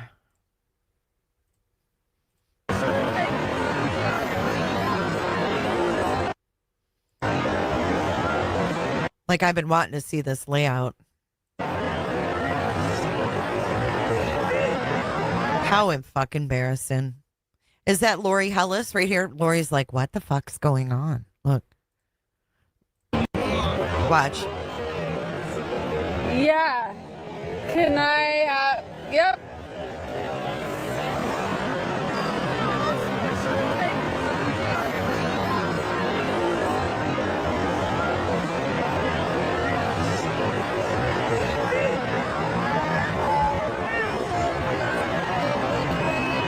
Hey, Dan. This place is huge. I agree. Could have been easy. Okay, now the point they're going to make is a very important one. This place is huge. And remember, the temporary order of protection didn't say anything about not going into CrimeCon, having no entrance to CrimeCon, not being allowed into the event. It simply ordered that Christina not be within 500 feet of Lauren Matthias, Grayson, or John. All right, so now this is important. Let's tie this back to what was going on in the legal actions as a result of everything we've seen here. And oh God, again, tomorrow we're going to go again live talking about, the Lauren Matthias Stalker scandal shit show. Again, tomorrow night around 9 p.m. Eastern, and Wednesday night, we can bring in Thanksgiving together. So thankfully for you guys, and I hope you're all looking forward for a nice holiday, those of you that celebrate it. I had to think for a moment if Thanksgiving is a whole world tradition or just a United States tradition, but it has very much with the Pilgrims arriving on Plymouth Rock in Massachusetts. So now I get it. Okay. But, gratitude is universal. So Yeah, let me bring this in. So some of the things I want to comment on here, I'm going to save for tomorrow night because we'd be chatting it up like nonstop for like weeks on end. It would be like a fucking like Lauren Matthias Stalker scandal shit show marathon. And nobody has time for that, guys. Okay. All right. Nobody should. All right. So let me just make sure you guys can see this here. Oh boy, this stuff causes me anxiety. It's like almost a little hard for me to cover. I don't feel like that often, but I feel like this is just so wrong. It bothers me. All right. So now we have the ex parte motion to enforce the September 4th, 2025 civil stalking injunction and for sanctions. So again, September 4th, 2025 was the day before CrimeCon 2025 in Denver, Colorado commenced. CrimeCon was held from September 5th to September 7th. This order was filed just hours before CrimeCon began, clearly intentionally to thwart Christina Mack's plans to enjoy her time, to hopefully get some work, to develop herself in her career, and just fucking spend her time and money the way she wanted to. Over that weekend. Very clear. I mean, anybody who wants to argue me on that, come on up, baby, because I'm going to slam you. Not like in a violent way, but I'm just saying there is no argument to that. It's just how it is. Oh, God, guys. All right. Petitioner Lauren Matthias, hereafter petitioner, by and through undersigned counsel hereby files verified ex parte motion to enforce civil stalking injunction and for sanctions pursuant to the Utah Rule of Civil Procedure 7A and states as follows. So now, not only is she going to, make this temporary order permanent, she also wants for there to be penalties and punitive consequences, and some very extreme ones that are going to fall on Christina for everything that's gone down. You've seen it yourself, what's gone down this weekend, okay? And if you haven't seen all of the TikToks, I have the whole collection in one video on my channel, or you can just go to Christina's TikTok. It's called Objection, Your Honor, okay? They're all available. She hasn't taken any down. I checked the other day. I went through all of them. She's not trying to hide anything. On September 4th, 2025, this court issued a temporary civil stalking injunction, CSI, against respondent Christina Mack, case number, which contains specific orders prohibiting stalking behavior, contact with the petitioner Lauren Matthias, and specified individuals, that would be Grayson and John, and requirements to stay away from the petitioner's home, work, and other specified locations. Since I'm going to read this, you guys got audio, right? You can all hear me well? I think you can. If you can't, I need someone to text me on my phone. Please do not text me unless you cannot hear me. You wouldn't be able to because you wouldn't hear me say that. That was like a little tricky riddle thing, right? Okay. You guys hear me okay?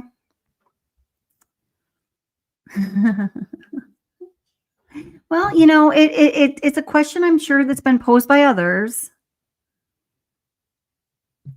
Yeah, right. Okay, awesome. Thank you. Lady E. Portland coming in with a big win for the answer. Thank you. I appreciate that. All right. Okay, continuing on. 2, the respondent has willfully and repeatedly. So now we're saying, I'm going to say Christina or Lauren instead of, just to make it more clear, okay? Lauren is saying Christina has willfully and repeatedly violated multiple provisions of the CSI beginning the very same day she was served. Oh my God, this causes me so much anxiety. So Lauren is saying that starting on September 4th, the day that she was served, the day before CrimeCon, bitch started violating the temporary order, okay? As detailed in the second declaration of Lauren Matthias's supporting exhibits that are attached, all right? Number 3, this is urgent as Christina's violations are escalating in frequency and severity. TikToking bitch. Placing Lauren, the petitioner, in immediate danger. Oh, come on, y'all. Come on. Get together with mama. Let's sit down. Crisscross applesauce. Come on. We're all going to sit in a circle here. Come on. Gather up. Nope. Come on. Coming over. Everybody sit. Circle time. Circle up, kids. Seriously, this matter is urgent as Christina, the respondent's violations are escalating in frequency and severity, placing the petitioner, Lauren Matthias, in immediate danger. Does anybody disagree with my excited utterance? Are you fucking kidding me? Yes. Unbelievable. For fuck's sake. Can I get a for fuck's sake? Does anyone second that for fuck's sake? Oh my God, this is insanity. This is abuse of our resources, of the law. This is bullying. This is not acceptable human behavior, y'all. I say as a human being and as a behavioral therapist, not acceptable behavior whatsoever. The petitioner respectfully requests an expedited review and seeks enforcement of the CSI, an order holding the respondent, Christina, in contempt of court and appropriate sanctions for the respondent's violations. So for Christina just being at CrimeCon, getting fucking what do you get? Side swiped, side blind, I don't know. Something side happened. Something happened to Christina's side, okay? And things did not go down the way she was anticipating when she made these plans whatsoever. And she got fucked over big time, okay? Now Lauren wants her to be held in contempt of court with some very serious penalties. Listen. Petitioner respectfully requests an expedited review and seeks enforcement of the CSI, an order holding respondent in contempt of court. That's very serious. And appropriate sanctions for the respondent's violations. For the love of God. Number 2, Roman numeral number 2, statement of facts, the civil stalking injunction orders for the CSI issued by this court on September 4th, 2025, once again, the day before CrimeCon commenced, specifically orders the respondent to a personal conduct order, not stalk the petitioner, including the following: threatening, annoying, or harassing the petitioner in any way that would cause a reasonable person, not a fucking crazy woman, to suffer emotional distress or fear for their safety. B, no contact order. Not contact, phone, text, email, mail, or communicate in any way with the petitioner and the following protected persons: Grayson and John. C, to stay away order from the petitioner's current or future home, petitioner's work address, the petitioner's white sedan, online forums or other social media accounts. And Roman numeral 5, the CrimeCon Expo. When did that sneak in there? I'm a little confused about that. Can you help me with getting clarification on that, Cuffy? When did specifically the CrimeCon Expo enter into the chain of legal documents and orders here? Because I just feel like it just snuck in there with fucking Attorney Doe. Okay, additional orders. To not come within 500 feet of the petitioner, because that's how I believe the original order was. Her immediate and extended family, coworkers, employees, or places of business. But just like Bobby Joe took all those liberties with her worker bees, I feel like these attorneys are taking the same liberties. And as you're going to find out tomorrow night, her attorneys are not on the up and up. Oh no, not whatsoever. Cease and desist any and all online activity and communication, direct or indirect, relating to or referencing the petitioner, her family, her coworkers, her professional associates. Just give her a fucking ball gag. 5, the CSI clearly states the violation of these orders is a criminal Class A misdemeanor, ball gag, punishable by up to 1 year in jail with a fine, with a second or subsequent violation resulting in more severe penalties. Ball gag with spikes. B, respondent's violations of the CSI. Despite being served with the CSI on September 4th, 2025, accepted by her husband, Connor Mack, who confirmed he would inform her, respondent has engaged in multiple willful violations of the court orders. This is disgusting. Is documented in the petitioner's second declaration and supporting exhibits. Supporting bullshit, my ass. Violation of online activity prohibition. September 24th, 2025. She was in violation. She was under an online activity prohibition because a judge signed a fucking temporary protective order. Are you kidding? This is scary shit, man. Later on the same evening, she was served. Respondent published posts on both TikTok at Objection Your Honor and Instagram, Objection Your Honor, accounts that she created to target petitioner. I'm not going to say what I want to say. I'm not going to say it. I'm not going to say it. I'm not going to say it. She posted a video with the lyrics. Guys, get this. Whoops, you messed up. Ran around and then you got caught. Whoops, you messed up.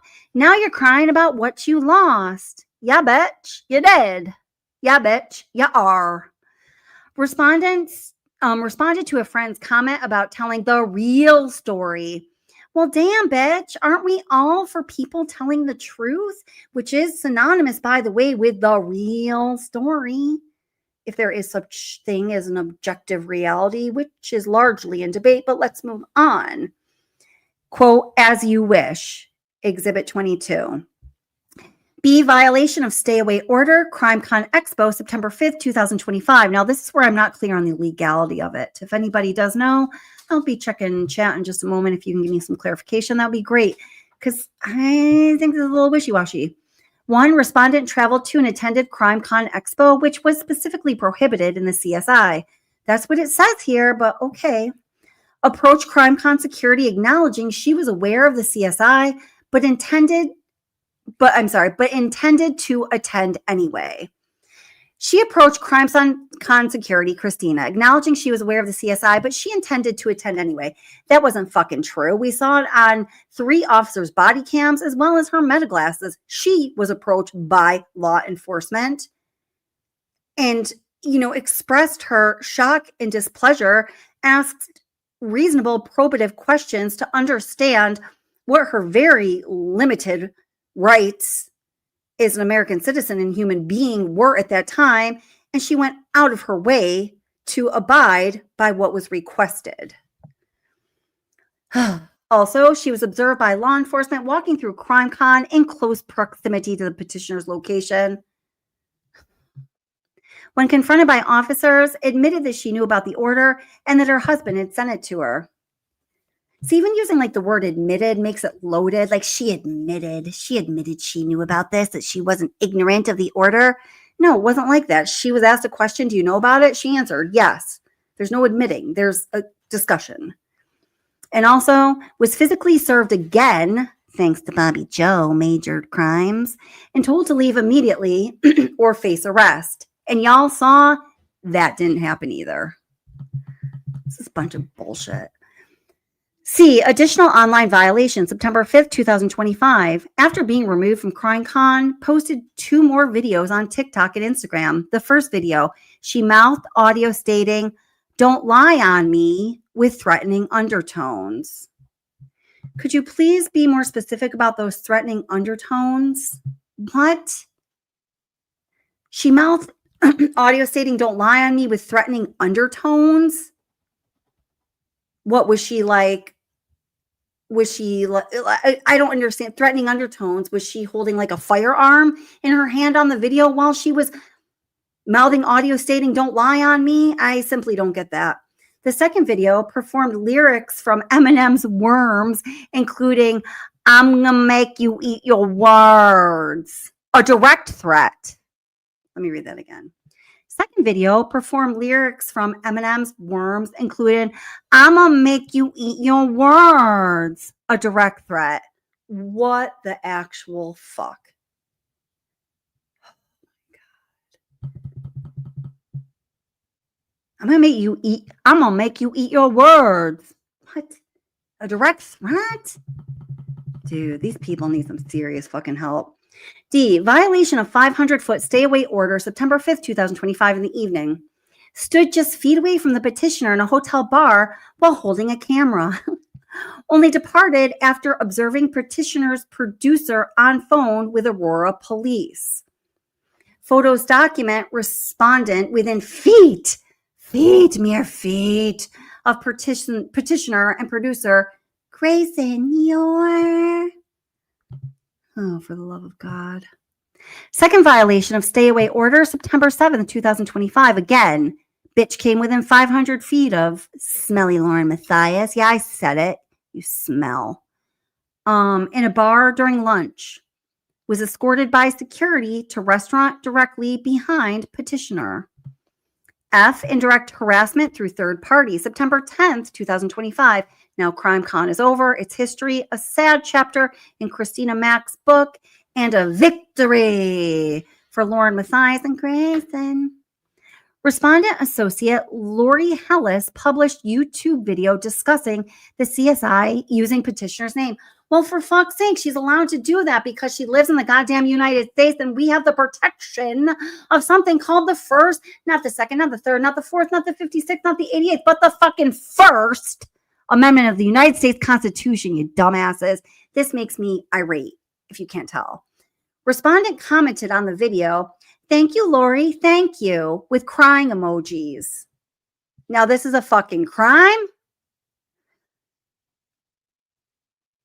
They want her to be punished by the law, criminally punished, because Christina commented on the video saying, quote, "Thank you, Lori, thank you," with crying emojis. Video resulted in threatening emails and comments directed at petitioner. Nobody knows what the fuck that's about. Demonstrates respondent directing, encouraging others to harass petitioner on her behalf. Nobody to this day knows what the fuck that's about. In fact, everyone's like, nope, that never happened. And even if her friends were all trying to cover for her, there is absolutely no evidence that that happened. None. 7, these repeated and escalating violations have caused petitioner extreme fear for her safety because she belongs in a fucking straitjacket and that of her family. Her poor child. Demonstrating respondents' complete disregard for the court's authority and deliberate intent to continue stalking and harassing petitioner despite the active injunction.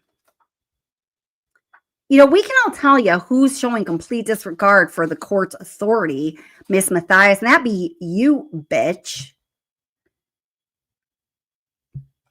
3, legal authority.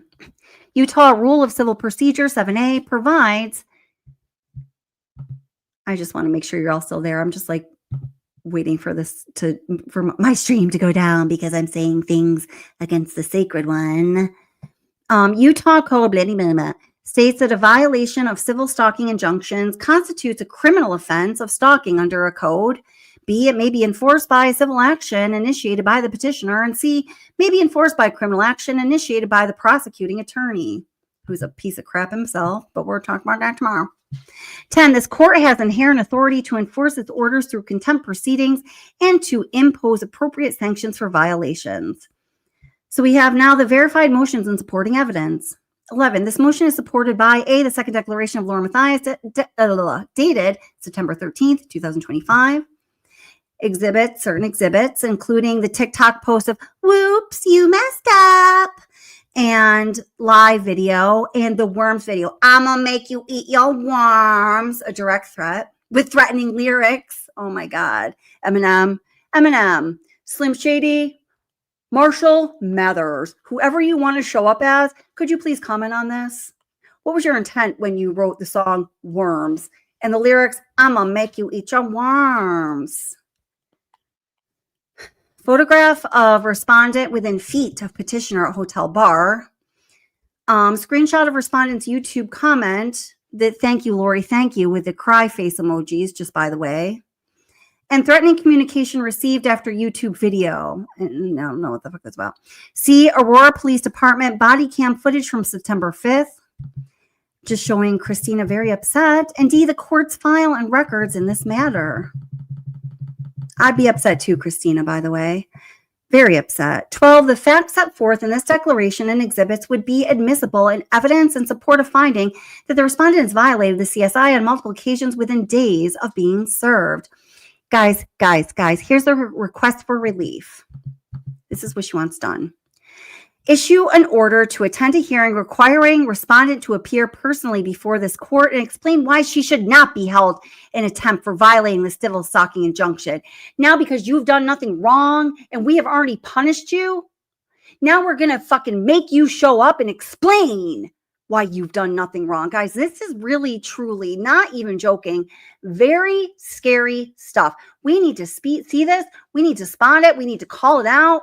We need to talk about it. We need to say, no bueno. I do not accept this. This is not acceptable. 2, find respondent in contempt of court for willfully violating the court's orders on at least 6 documented occasions, one of them being writing a comment saying, "Thank you, Lori, thank you," with cry face emojis. And the other one, the most direct threat, was mouthing the words from Eminem's song saying, "I'ma make you eat your words." For fuck's sake. This is, my God. 3, impose maximum sanction, including a fine of $1,000 for each violation, totaling at least $6,000. Guys. Confinement in jail for the maximum of 30 days, up to a fucking month in jail. If you are a law-abiding citizen who has never been in trouble with the law before, or like serious trouble, and have never even considered you as being somebody who might even spend a little bit of time in a county jail, spending 30 days, 2 weeks, whatever, in jail could fucking traumatize you and change your life till kingdom come. This is not like okay. C, payment of all petitioner's attorney's fees and costs for all 4 of her psychotic attorneys incurred in bringing this motion. D, payment of petitioner's travel and security costs necessitated by respondent's violations. Once again, for mouthing the words, "I'm gonna make you eat your words," and saying, "Thank you, Lori, and inserting 2 cry face emojis. Yeah, big stuff here going on. Big crimes. Good thing they have Bobby Joe of the Major Crimes Unit on this, because this is fucking major shit. Big crimes, major crimes. 4, convert the temporary CSI to a permanent civil stalking injunction for the full 3-year statutory period, given respondents' immediate and repeated violations. Modify the CSI to include A, increased distance with a requirement of 1,000 feet. B, explicit prohibition on directing third parties to harass petitioner. C, remove all cry face emojis from all, I'm just kidding. C, prohibition on creating any new social media accounts. Dude, what the fuck? And D, GPS monitoring if technologically feasible. So for being a victim of Lauren Matthias's mental instability, they're suggesting that she go to jail up to 30 days, pay with all these fees, tens of thousands of dollars in fees and fines, and have to wear a GPS monitor.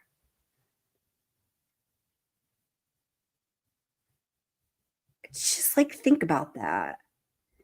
Immediately relief for criminal prosecution under Utah code bullshit for Class A misdemeanor stalking with recommendation for enhanced penalties due to multiple violations. Fucking psycho people. 7, issue a bench warrant if respondent fails to appear at the hearing. 8, grant other such further relief as the court deems just and appropriate to protect the petitioner from continued stalking and harassment. Signed, Debts and Doy, for fuck's sake. I have nothing more to say. I'm going to put the link up. Does somebody, I don't even know I mean, I've already read all these documents, but reading them again after just seeing everything go down, I've only got a for fuck's sake for you at the moment. Here's a link to come on panel if you like.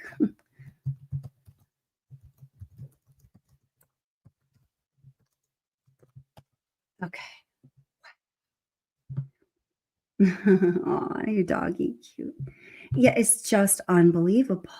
I mean, wow. Damn. Hey, Mary C, thank you so much for becoming a member. And also, and let's see, Anna Blastel 4321. Thank you so much for becoming a member. Welcome. And Lady E. Portland, thank you so much for the super chat. She says, "No tragedy pimps here. We seek truth." Thanks. That's right, girl. Especially, yeah, definitely. We are all about truth and, staying fair and balanced and keeping it real on this channel. So someone else was saying otherwise. You got plenty of other places to go visit. Go away. Go away. I'm in a bad mood now after reading that. Please go away. Don't want you here. Bye. And Anna Bastel 4321. Thank you for the super sticker. I really appreciate you. Thank you so much for your support. That means a lot. My girl Cuff You is going to come up on panel with me. If anyone else would like to come up, please do. For the love of God, get me out here. Can you hear me? Yeah, I can. Yep. Okay. Yeah. I'm. I haven't read what you just Are you read there? in a while. Yeah. Can you hear me? It's a little. Let me put my other earbud in. It's a little kind of faint. How about you guys in chat? Can you hear her? Okay. I'm gonna go pick up. I know Lady E. Portland can hear me. Oh, good. She can. Okay, cool. Okay. It might just be me. It might just be me. Go ahead, sweetheart. Go ahead. No, I agree with you. I read that before, but when you read it again, and like when I'm hearing you read it, because it reads like a fucking horror child's storybook.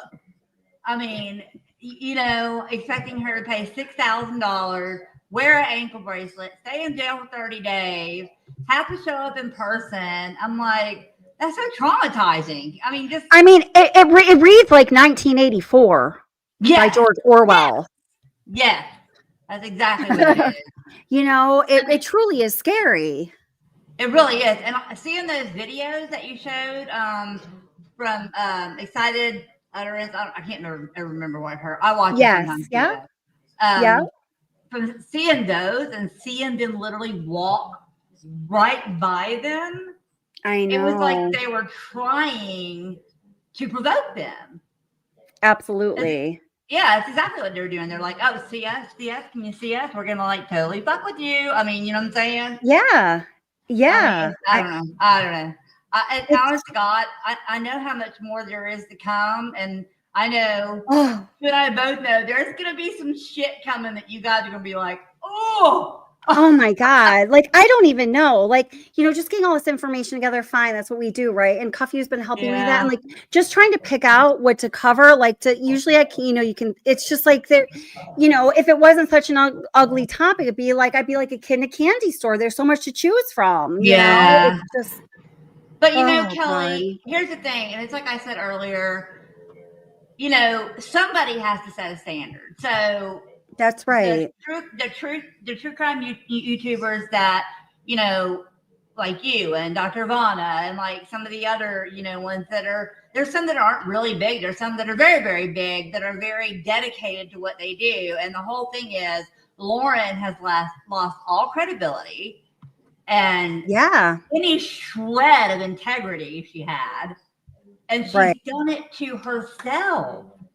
We haven't done it.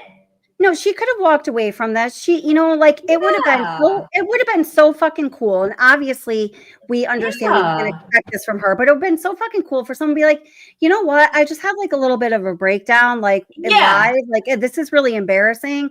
Like she said, I'm going to take some time to be with my family and whatever. Like if a person really does that, like, I think, we support that. We are like, man, we get it. Life is hard, man. Thank you for being real and speaking the truth and owning up to it. We all have things to own up to. She could have gotten away without being harmed at all. I agree. And by the way, I try to go to their YouTube page as little as possible because I don't want to give them any affirmation in YouTube's eyes. Not just because I think my view is going to give them money. I'm fucking sick of them showing up in my auto feed. Like I'm tired of it. I'm like, I unsubscribe. But I did see today that they have 313,000 subscribers when I looked. And I think I think they were up to 322 at some point. Yeah, they were. That's a considerable. I mean, I am grateful for and I appreciate all of my subscribers, and I consider a loss losing any. I mean, that's a considerable loss. It really is. Yeah, it is. And it's like I said, she's making her own bed, and I admire Christina because since all this has really come out like it has and gotten worse and worse, we've seen the documents, and like I said, there's things that we're gonna share, that you and I have dug up over the last day. I mean, honestly, right? There's still shit out there that we're still finding. I mean, there are a few things that I haven't seen anywhere else, and Honey Bun's been helping all three of us, and we're going to be bringing you some of that. We got to get through the big. I mean, it's not like it's not huge bombs, because I would. Oh, who are we kidding? I would drop that bomb already. I'd be so excited to tell you guys I got something really good, juicy, But yeah, but it's stuff that is, it paints the entire picture for you. It gives you, it gives you, a global view of the situation. You see the consistencies and the inconsistencies. And I'm going to give you a little spoiler where the consistencies are the entitled, very poor, harmful behavior that harms others. And the inconsistencies are, walking the line as far as ethics, morals, and truth telling go. Yeah. That's where the inconsistencies are. And that's a damn shame, because that's not something we want to, that's not something I fucking respect in a channel or a person or my bunnies.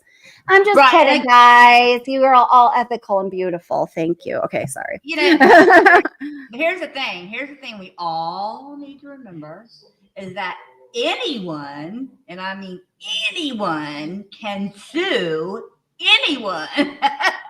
And that's one thing I definitely found out from looking at this case. It's like literally anyone can sue anyone. It's like it's just, and for the stupidest shit. But however, the other stuff that I know about, she's the one that's the dumbest one out there. I mean, I don't know, man. And then the whole 9. I went back and watched that 9-hour thing again, the whole thing, because I felt like there was pieces I missed. And I was like, I need to brush up on this a little bit, But I love me some Lori Hellis. I'm telling you right now. I do too.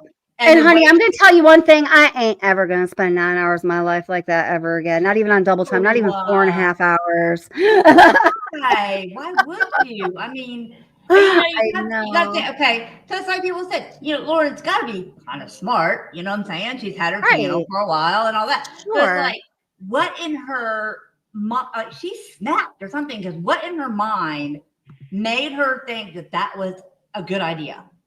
I mean, and for Dawn to be like, yes, baby, you go do it. And then when everybody gets mad, we're going to have another video that says, we're going to respond back. You know what I mean? Well, I haven't answered that question. We do have, I think we do have, I mean, and this is just me theorizing about this, but I think we do have, even though, when Lauren is on her channel doing her podcast or whatever, we don't know the true Lauren from the not true Lauren, whatever. But I mean, I've picked up enough indicators from her. I think we have a pretty decent baseline. And, even with her, erratic, unstable baseline, the things she's doing are highly erratic. So the conclusion cannot be that this was a highly logically informed, rational thinking process that caused this whole Matthias Stalker scandal shit show to happen. So what that tells us is that it is emotionally driven. And what that tells us is that because there ain't nothing pretty behind that. So it was driven from ugly emotions like fear or shame or guilt. And so this is a negative, emotionally driven event that she brought on herself that really reveals exactly what it is. Okay, so I want to ask you this, because you would know, but you don't think in all of it, I guess there's one word that you don't think there was any arrogance or self-righteousness to it? No. Oh my God. Absolutely. There is. I guess what I'm saying is that, the decision makers, let's say Lauren and John, their ability to apply, sound logic and rational thought to the decisions they were making. And therefore, behaviors that we saw exhibited from them was trumped by the intensity of the emotion that was the primary driver of their words, behaviors, and actions that played out publicly, unfortunately for them, and that we saw. See, that makes sense to me. So it's like, I mean, this is why I always ask you these questions when I'm up here, because I have my own, not educated in the manner that you are. Mine's the guts and stuff of health, mental health and health, all that stuff. So you got the brain part of it, you know what I'm saying? So it's like, that's why I always ask that. Cause I'm like, God, when I was watching it, I mean, just her face is like, so like, I I'm so disgusted, and you should all feel sorry for me. And I'm just really fucking pissed, and I'm not gonna get over it ever. You know what I mean? It's completely brat, biatch, childish behavior. Yes, Wait, just that's give what me I'm one saying. second. Kylie, I saw that you checked out that email from Megan. Would you be willing to come up and tell us what you feel comfortable sharing? I mean, no pressure, girl, but you know she's been up on panel here before. You know you're always welcome. Yeah. I'd love to hear. And I didn't, Kylie, I didn't get the background on your relationship with Megan, so I'm interested to hear about that too. So, yeah. We had some really good comments. Like really good ones. Yeah, no. Oh my God, these comments are amazing. You guys are so smart and wonderful. I love you. Yeah. So Kylie said, okay, so one of the comments I said was that she was describing defamation, and she said to me, and so we're talking about Megan. I hope it's okay that I'm reading this, Kylie. It's okay, right? You're putting chat. So if it's not, I'm sure it is because she put in chat. Let me see. And so Megan said to her, the legal definition for stalking is unwanted contact. Well, that's part of it, sweet pie, which includes defamation. No, it doesn't. I'm sorry, but this type of gaslighting just feels so indoctrinated to me. What the fuck? I don't even know what that means. It's actually good. You put something else. Can you see the next one she put? Oh, and then she said, yeah. Oh, bitch, she's asking me for receipts in this next one. All right, let's see. Yeah, here we go. Yeah. And Anaphylaxis is saying the same thing I was just thinking. And Anaphylaxis knows even better. She says, Kylie, it differs from state to state. In California, it is a repeat and pattern of behavior, including threat or violence. Thank you, Anaphylaxis. You're such an asset. Then Kylie says, okay, so basically I was responding to her talking about how it must be stalking because the judge issued the temporary. My general argument was that, of course he did, but that was only Lauren's side. Right. And it was a temporary because she was seeking it on an emergency basis, obviously portraying the set of facts to be completely not what they are in reality. If I go to a judge tomorrow, if I go to law enforcement, then I go to a judge before a judge tomorrow, and I would never do this. Everybody, please do know, and say, say Cuffew is my neighbor. She lives down the street, and that she, she. Oh my God, we would have so much fun. We really would just party. But if I made up this bullshit because I was cuckoo, and I said, she was sending me harassing messages and telling people horrible things about me. And then she came up and said, I'm going to fucking kick your ass, bitch. And then she was walking by my house brandishing a weapon.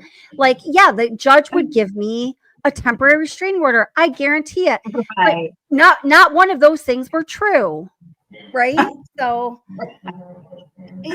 I'm making you move. I'm like, no, she needs to move out of her house. Like, she needs to move. Yeah, right. I know. But it's just like you can say it. I don't want to say it's so easy. It's too easy to get a temporary restraining order because I do think there is a protective place in society for temporary restraining orders to be granted with such ease. But does it also create significant imbalances that do tread on rights that would other be exercised by individuals? Absolutely.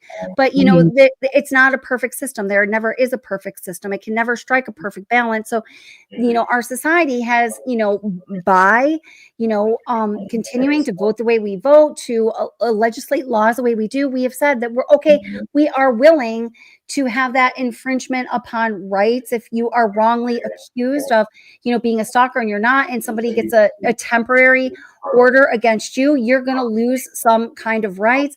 But we feel that that is an equitable trade for the amount of protection that the ease of getting a temporary restraining order provides to those who really are in danger. And that really cuts to the heart of why this is so motherfucking fucked up and wrong and disgraceful, and it needs to be called out. Because we need to protect those who need to be protected. And we don't have the fucking time, place, patience, or resources for this kind of bullshit. Nope. That's why I feel like and honestly, I feel like, Kelly, out of all the people that I've seen talking about it, that you really are doing one of the best jobs of parsing it out. So Thank you. I appreciate that. Good. Yeah. Hey, up, and she'll come up. Oh wait, hold it. Wait, just one thing. Hold that thought, honey, because I want to hear every second of it. But I just don't want to lose this one thing here. Kylie says the legal standard is preponderance of evidence, which means more than likely or not. Where are the receipts? Where are the receipts? These text messages are supposedly so horrible. But in this case, with all of this civil liability going back and forth, it's not a preponderance of the evidence. We're talking about the reasonable person standard through and through. So let's just be clear on what the legal, you know what I mean? I don't know if you were saying that, honey, or if Megan was saying that, but it's gonna the civil actions. We're talking reasonable person standards. Okay, that's all. Sorry. We got all those exhibits and text messages too. We've got them all. So we do, yeah. Yep. We do. I know. It's just like in all of that, guys, just so you know, it's all on our Patreon here. And thank you to Courtroom for helping me get all that get together. So if you're looking for all that stuff, it's all there. I think I have to update a few things tomorrow, but we're keeping really on top of it.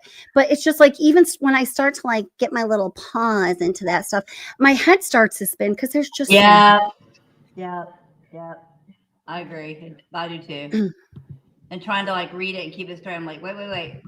Because when you get them, they're like all like exhibit 1, exhibit 2, and it just says exhibit. So like you have to open it, go see what it is, and then figure out if it's right. spot. Yeah. So it's like, right. I think, and I have to do this. And what you sent me was amazing. So this is no reflection on what you sent me. I have to do this with everything. My work, and I have to go through the content and then relabel it what makes sense to my brain so I can call it back up. You know what I mean? Yeah. Now I want go ahead. Help you. Oh, thank you. Maybe over, I don't know what you're doing for Thanksgiving, but maybe I have a few days off. Maybe we can work on some of that stuff. That'd be great. Awesome. Let's do it. Make it all good for our peeps. That's all we want to do is give you guys the info. So Laura Taylor says, I think Lauren is feeling under attack by mean Mormon girls or the church not liking her content, but I think it has something to do with her religion. I think if we were to really, dig down deep and get to the heart of it, I would have to say that, the influence that any kind of religion that is a big part of it, where the tradition is a big part of your life, is going to have a major impact on how your psyche develops, especially if you were brought into that religion as a young person, which, from what I understand, she was. It's going to be an essential, like, cornerstone of your psychological development through life. So I think that necessarily, yes, what you're saying is absolutely correct.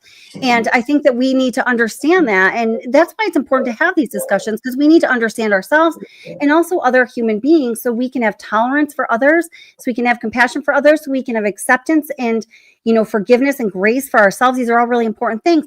But then, so once we say all that, great. But still, the behavior that this woman is exhibiting and the way she is harming others, regardless of the root of it, is completely fucking unacceptable. It's like when my behavioral therapist steps into my, banging on the drums for justice and equity among human beings and protection of right for human beings. This is where my two people come into conflict, because we have to have compassion and understand and have grace, but we have to draw the line and say, all right, well, enough of this fucking bullshit. You got to go heal yourself. And that needs to happen in a separate forum than what you're trying to bring into our justice system, use our public resources, abuse other people, and cause general harm. That's not okay, no matter what. No, she's weaponizing the legal system. That's exactly what. Right. Yep. And I'm not saying, Laura, that you were saying that was okay, but I just your comment just caused me to go off a little there. That's all. Well, look at what Kylie just said. She goes, it's because it starts with it's because this is so personal for me that I actually get so upset. Okay. Do you see that one? Okay. No, but I'm trying to find it. That's a really good comment. And that's how I feel too. It makes me just All right, I'm looking for that. It's terrible. She just wrote it. It's not that far back. Oh, it's not? Okay. It's 11:20 p.m. That's all I can tell you. Oh, okay. No, that's actually helpful. Okay. I got it. That's good. Okay. It's because this is so personal for me that I actually get so upset. It makes me shake. I know this. No, that doesn't sound crazy. I know it sounds crazy, but this is really upsetting for me, and I really cannot stand to see this kind of cliffhanger. I personally think that's the narrative. Okay. You personally can't stand to see this kind of gaslighting is what she said. gaslighting. Okay, got Yeah. ya. No, I understand. And Kylie, you know, knowing your story and some things you've been through, I understand why it makes you so upset. And you know what? And I don't think it's good that it makes you so upset and that I want you to be upset, because I don't want you to be upset like that. But you know, I think that it's important that we have this much passion, that it, you know, injustice like this evokes this much emotion and response in people, because if it doesn't, how are we ever going to remedy it? And it's very important just for the balance of justice in our society. Mm-hmm. Right, honey? My son goes, mm-hmm. My going nuts. I'm gonna jump off here. He's going crazy. You see the bunnies, honey? Bunnies? You got your son, you got my dog. I'm gonna be done in like 5 minutes. I'm gonna go do the litters in the back. If you want to do them first. Okay. Yeah, I gotta go actually, because I've got to change some litter boxes for my bunnies. And it's we're almost on 3 hours. But thank you so much for coming up and for everything you do to support the channel. You're the best, Cuff You. Thank you so much. Everybody's give a big thank you to Cuff You. Anybody doesn't know anything about this case, I saw some people earlier. I'm gonna drop a link to our Discord at the very end.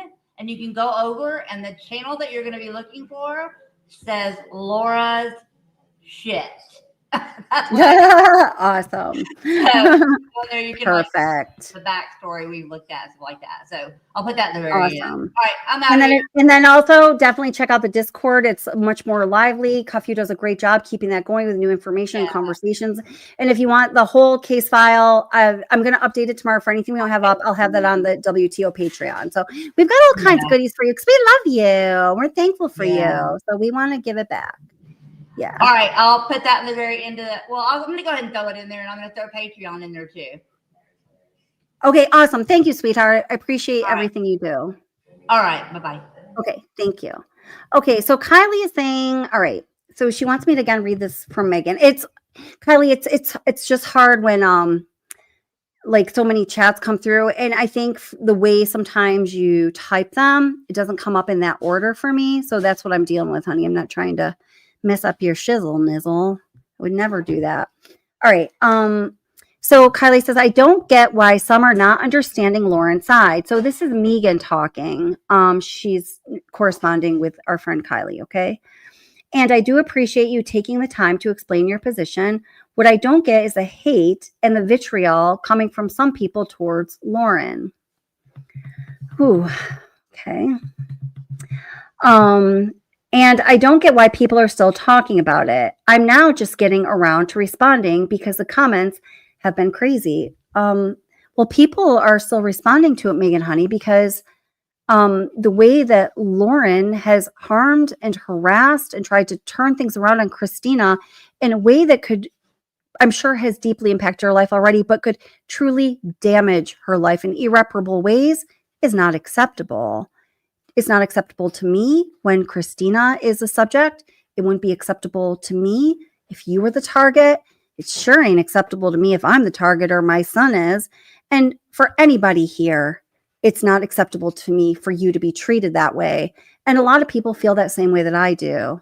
Can I get a hallelujah? So that's why we're still talking about it, Megan. Yikes. Oh, that gave me a headache, Kylie. Oh, gosh.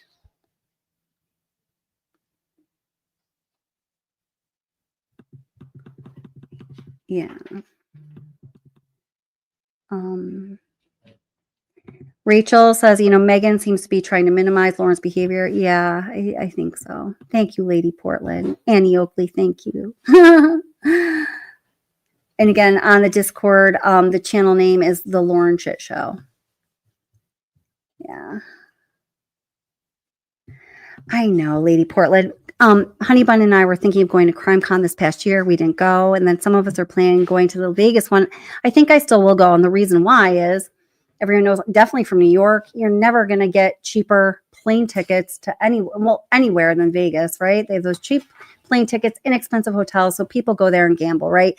You're never going to be able to get the travel and accommodation prices that you will for this upcoming CrimeCon.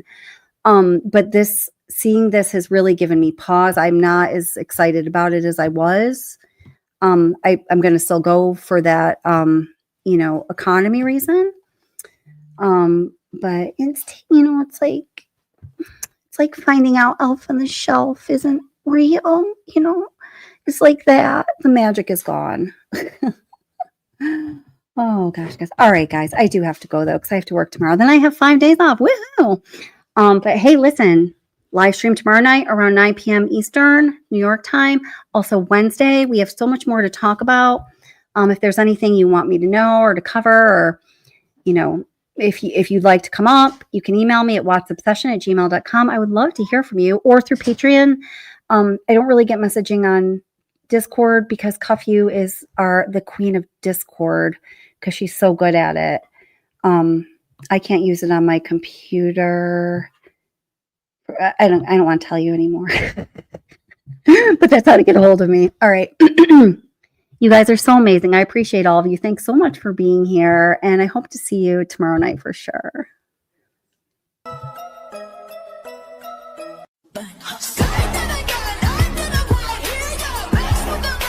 Welcome back to Watch the Obsession True Crime. In this video, we are going to be talking about the so-called stalking scandal. True crime content creator Lauren from the channel Hidden True Crime has made public claims that this woman, Christina, has been stalking her. And really, y'all, you and I both know that is just the tip of the iceberg, and that is old news at this point because so much has happened in the story, what I call the Lauren Matthias Stalker scandal shit show, since she first did her 9-hour live stream accusing Christina of stalking her. And it involves abuse of power. We're talking even law enforcement fighting for control of power, what I believe to be pathological, very poor and frightening behavior, and even crimes. We're going to go over it all tonight. Thank you so much for joining. Can't wait to hear what you have to say about the Lauren Matthias Stalker Scandal shit show. Let's get into it.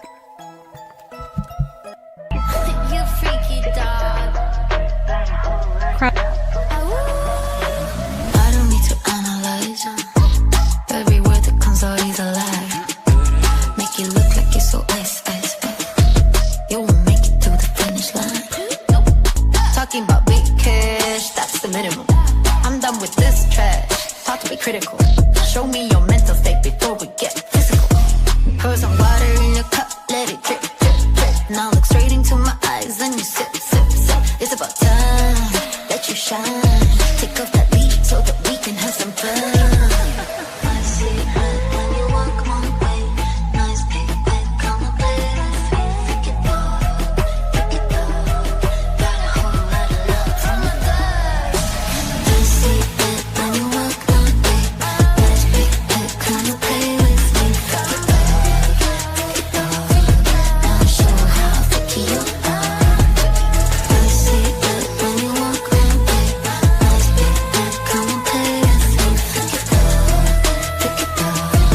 got a whole lot of love from my dad. Got a whole lot of love from my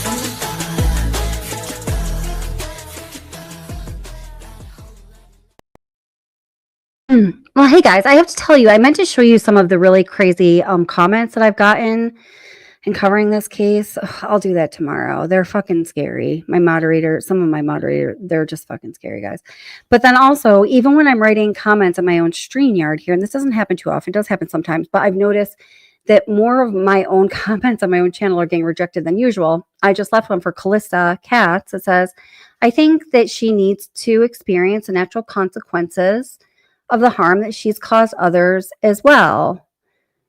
The only reason is because that is how we as human beings learn in life. And that comment was taken down. I tried to repost it 3 times and it just keeps getting smacked down, which is just very bizarre. I just want you guys to be aware of that.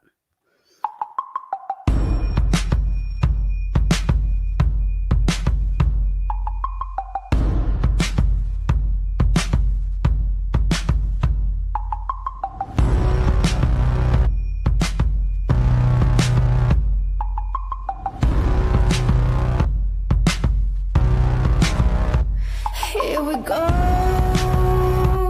once again for a marriage, lightning man. Don't you worry, it's gonna be alright.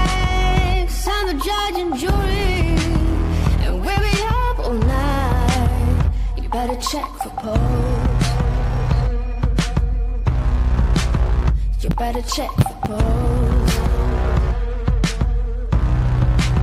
You better check for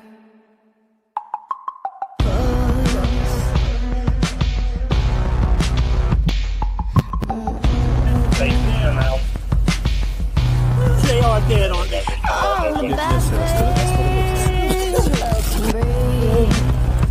All in the blind spot that we don't see. Wipe the dirt. It was earlier tonight. I don't. 13th, she had her 13th birthday party. She was happy that we were all together. She wanted to walk the rest of the way.